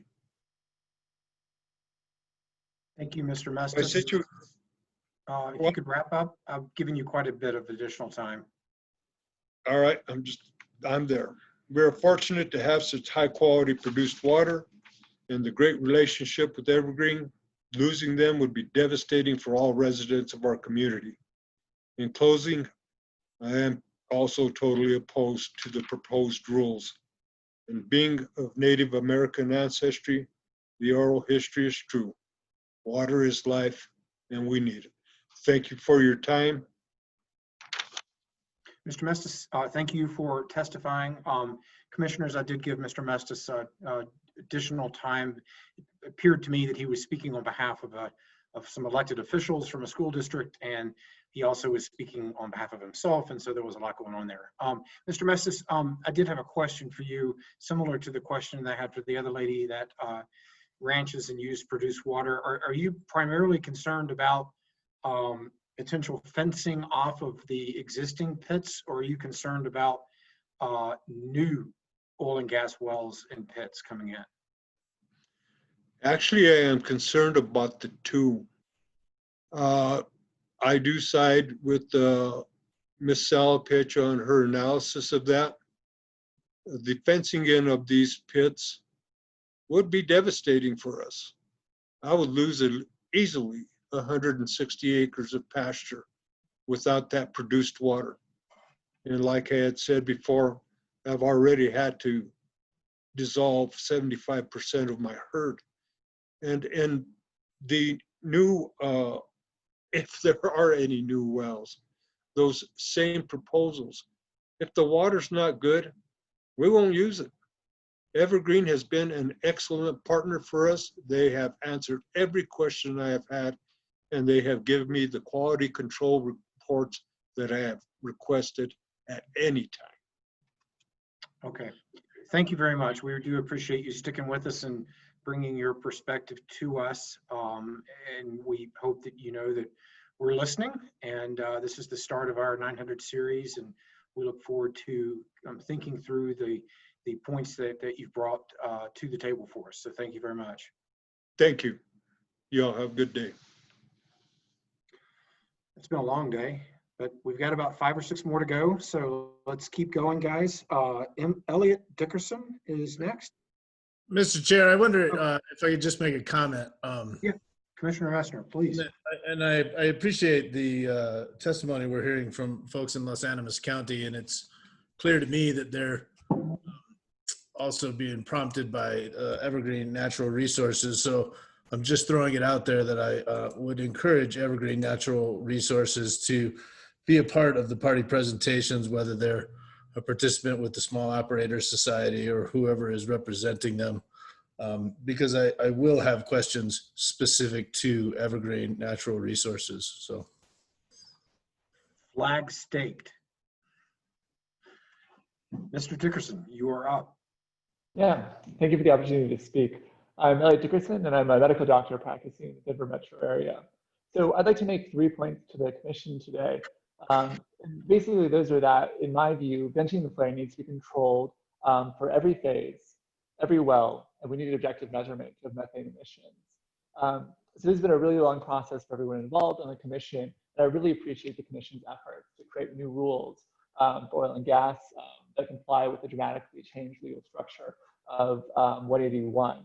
However, I think these 900 rules may actually be the most important work yet for the commission, because methane is an extremely potent greenhouse gas, as well as it has very serious negative health impacts. 181 explicitly requires that the commission minimize methane's emissions. Venting and flaring, wherever they employ, inevitably lead to large emissions of this precious resource that does not perform any useful work, while also expending the state's precious climate emissions budget. So I guess what the point I'm trying to make is that, from a climate perspective, methane is methane. And whether it comes from a new well, an existing well, or it comes during drilling or production, or if a director has issued a waiver, none of that really matters for the pressing issues of climate change, as well as legal mandates of 181 that we need to address through the final rules in 900. And so rather than providing any exemptions for current wells or anything like that, I think the commission should simply put forth a timetable that's clear to bring all of the wells, whenever they were created, into compliance with the final 900 rules. Again, every well, every phase. Finally, the commission should recognize that prior oil and gas industry estimates for the volume of methane emissions from activity are frankly vastly divergent from reality. There's a very sizable and growing body of literature that shows that every time you take a reasonable objective method of measuring methane, whether you do it from a satellite or you do spectroscopic analysis from an aircraft or a ground-based station, you generally have to revise prior industry estimates for methane emissions upwards by about 200% to 500%, depending on the setting. So any effective regulatory regime that meets 181's requirements to minimize methane emissions also requires an effective means of measuring methane. In other words, I think the 900 final rules should have some measurement of top-down measurement of methane, whether it's from satellite. There's lots of free satellite sources that are becoming available from European and new NASA satellites, or periodic airborne measurements, as well as continuous well site monitoring. I think these are necessary to effectively regulate methane emissions.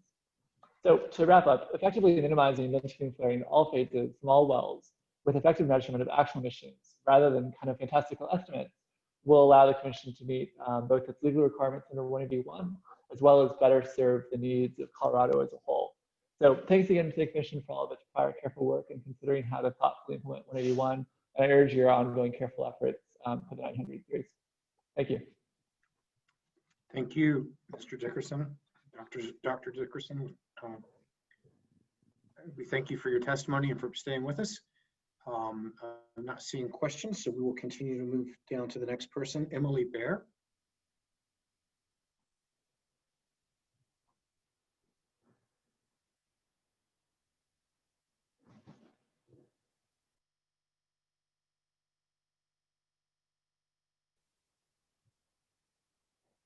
Hi there. Can you guys hear me?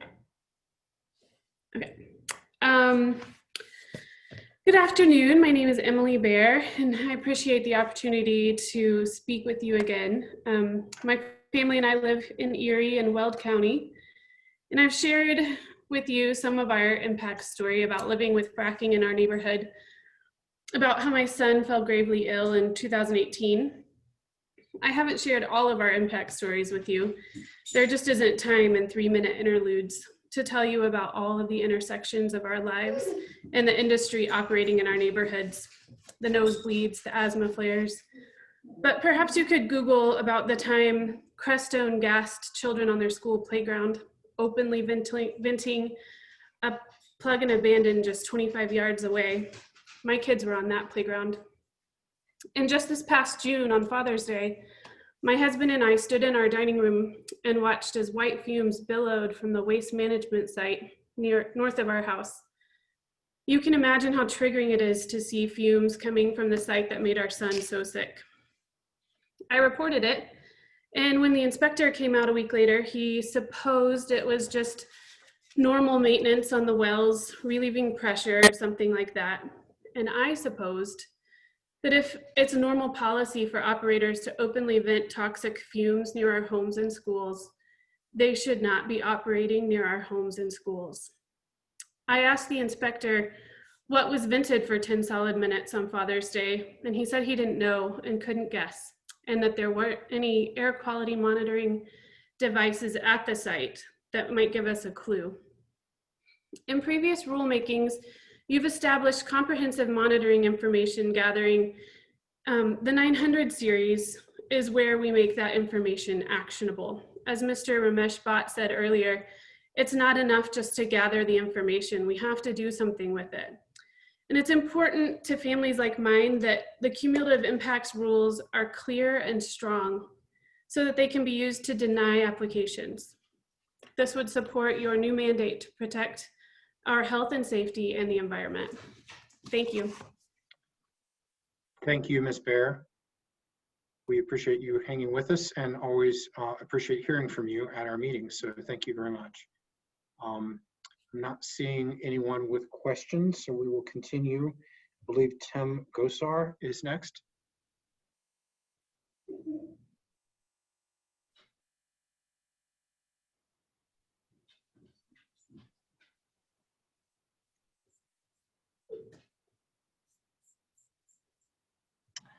So, Mr. Chair, up next, we have Mr. Tim Gosar.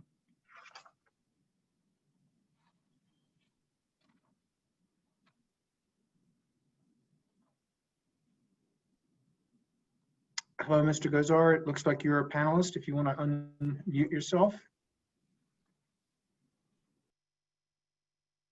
Can you hear me okay? We can hear you and we can see you. Thank you. Great. Thank you. I think it's good evening now, commissioners and staff. Thank you for listening and letting me address you. I'm Tim Gosar and I've lived in Fort Collins for over 25 years. Larimer County has some of the worst air quality in the country. The American Lung Association ranks Fort Collins 19th for high ozone days out of 229 metropolitan areas and consistently gives Larimer County an F in air quality. Air quality is a huge issue up and down the Front Range, to say the least. Poor air quality makes it harder and more dangerous for people with respiratory conditions like asthma. Then you add COVID and the respiratory aspects of it, which puts everyone in more jeopardy, but especially those with respiratory issues. The major source of Larimer County's poor air quality is the oil and gas industry in Weld County. Weld County is one of the most active drilling areas in the entire U.S. The air currents push the oil and gas air pollutants and harmful chemicals from Weld County over us during the day, with it resting up against the foothills just west of Fort Collins to be reversed at night. A double dose of poisoning, which is certainly a negative cumulative impact. It's past time Weld County's drill baby drill attitude without caring for who they impact or poison should be addressed and be brought to a close. The oil and gas industry will float the idea that transportation is the major source of our dangerous air quality, which isn't accurate. The major source of Larimer County and other neighboring counties' unacceptable and dangerous air quality is Weld County's oil and gas industry. Let's talk a little bit about venting and flaring for a minute. The oil and gas industry talks about their amazing technology and improvements and how much they care in our good neighbors in our communities. It's past time to require them to capture all natural gas and methane and not vent or flare unless only in case of an emergency. This emergency venting or flaring should only be allowed to the extent to overcome and handle this emergency. In Jackson County, 83% of the natural gas produced is vented or flared. This is totally unacceptable. The oil and gas industry will tell and try to convince you They lose money when their operations leak, so they don't do it knowingly and only vent or flare when necessary. In Jackson County, the oil and gas industry vents and flares 83% of the natural gas they produce, which totally negates the industry's "we don't leak, flare, or vent" argument. I would urge the Commission to enact regulation and address the totally unacceptable and dangerous air quality along the Front Range, which is a very serious negative cumulative impact. Venting and flaring is part of this problem, which should be illegal unless there's an emergency. This is important given the acceleration of the global climate crisis and the devastating impacts of it, like the Cameron Peak fire here in Larimer County, which is the biggest wildfire in Colorado history, and now almost 209,000 acres. Yes, 209,000 acres. We can't afford to kick the can down the road and need to address the climate crisis with stricter regulations on the oil and gas industry. Thank you for your hard work and for listening and considering my comments. Thank you, Mr. Gosar. Appreciate you appearing before us and appreciate your comments. We now are looking for Kevin Davis.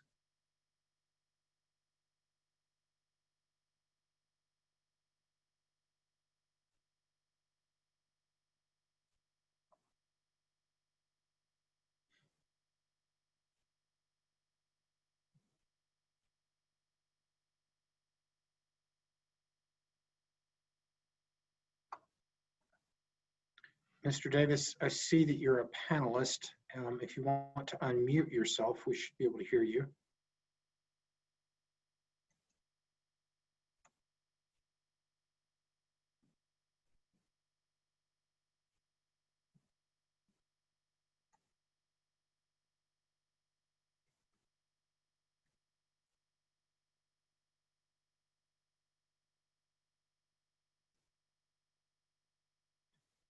Ms. Larson, do we want to go to our last speaker, Ed Behan, and then maybe give Mr. Davis a little more time to get ready? Certainly, we will get Mr. Bien in. And while we're waiting on Mr. Behan, there were folks that signed up that we were not able to locate.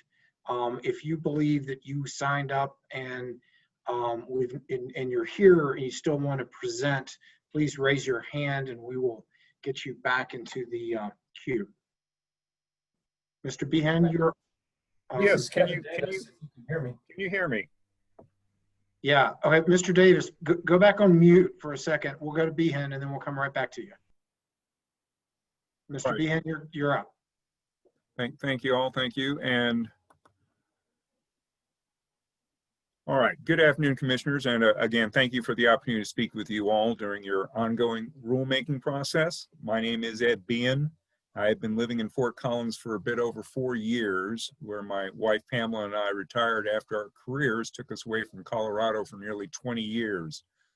I wish to address the issue of venting and flaring at oil and gas facilities in Colorado and the need to sharply regulate these practices.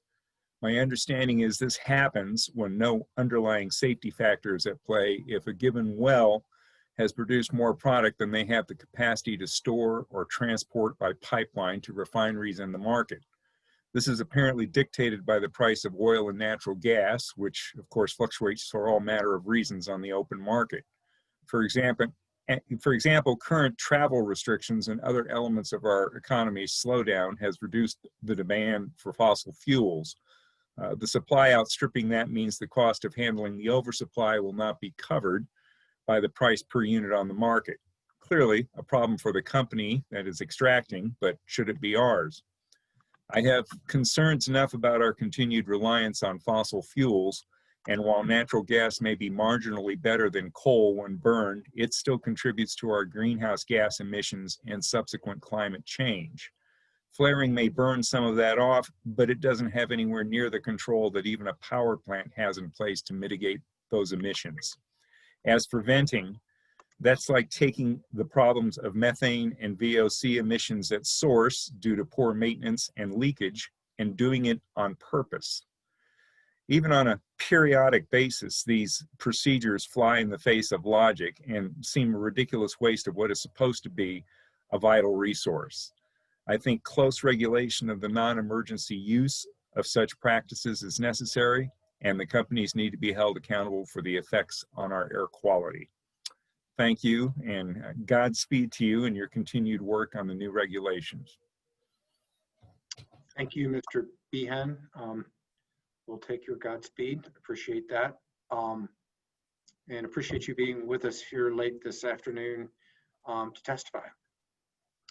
Mr. Davis, if you want to successfully unmute yourself, we'd love to hear from you. Good afternoon, ladies and gentlemen. Thank you for your diligence and perseverance in this hearing, and appreciate you hearing all of the varied public comments. I am speaking as a landowner, another landowner in Los Animas County.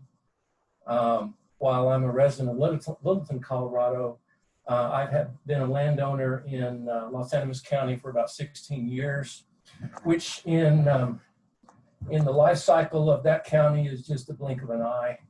You've heard from many of my neighbors who have been there for generations. We have spoken about, and past landowners have spoken about, the need for the fresh water that comes from the natural gas operations in Los Animas County.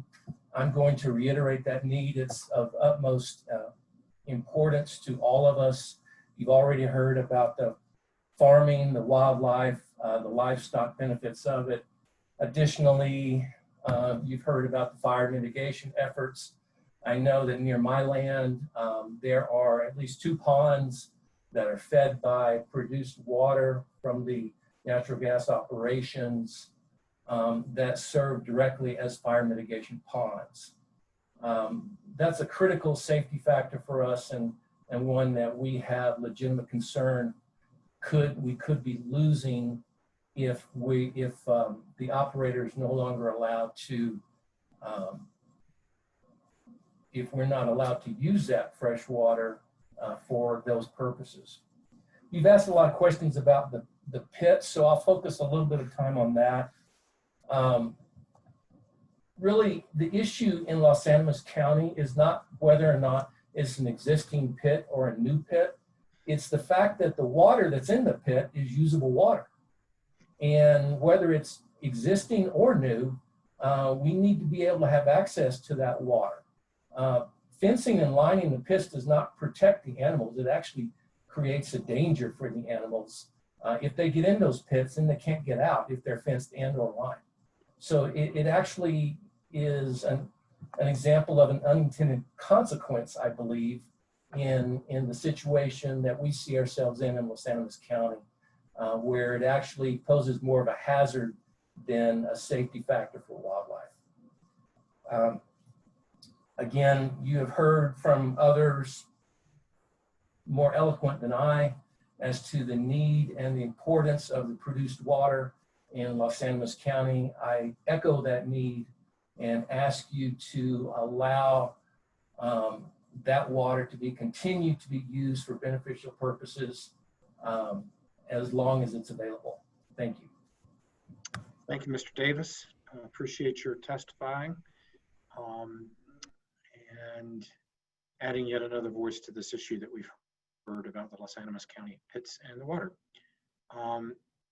Ms. Larson, I do not believe we have anyone else that is signed up to testify with us at this point. Is that right? That is correct. Okay.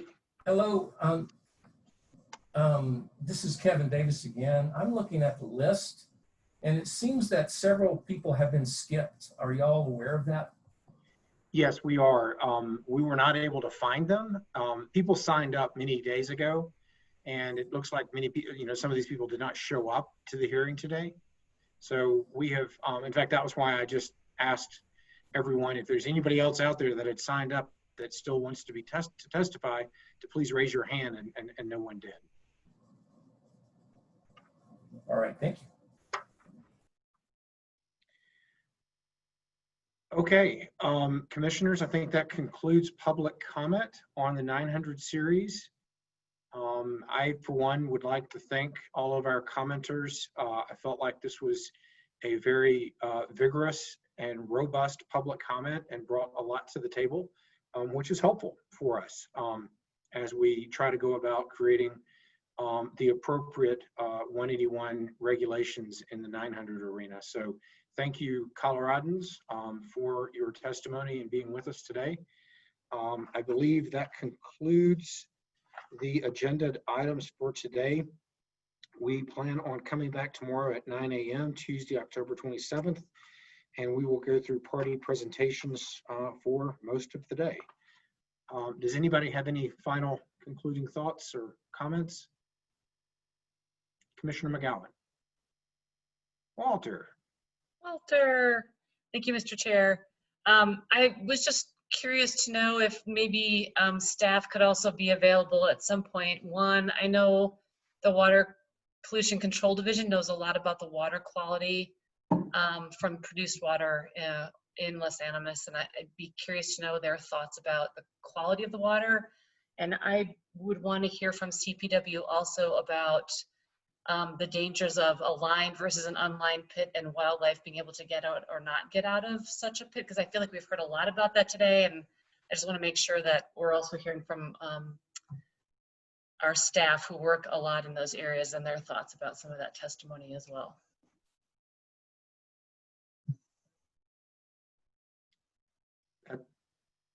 Director Murphy? We can't hear you. I think it's because Walter has your speaker. Oh, maybe it's because I was, he turned my mic off. Is that better? Hey, it's a 2020 kid if I've ever seen one. So yes, Commissioner, we'll definitely get water quality kind of lined up at some point in the next couple of days to be available to discuss this issue. And I'm trying to think through the CPW piece, whether it makes sense here or in 1200 or both. Because with staff's revisions, we've proposed kind of taking up the scope of the netting and fencing rule change in the 1200 series. But maybe it makes sense to preview it here since it has been a pretty big topic of conversation, as have trash trucks. Yeah. Blue ones.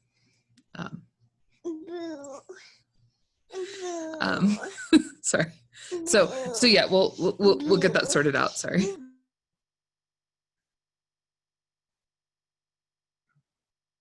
I don't know. I kind of wanted to hear more from Walter, but that's just me. All right. Any other concluding thoughts from commissioners? All right. Seeing none, then I think we're looking for a motion to continue this matter to tomorrow morning, Tuesday, October 27th at 9 a.m. So moved. Second. We have a motion and a second. I'm not seeing further discussion. All those in favor signify by saying aye. Aye. Aye. Any opposed? We are adjourned. We look forward to hearing from stakeholders tomorrow throughout the day. Thank you, everybody, for your patience today and your participation. It is greatly appreciated.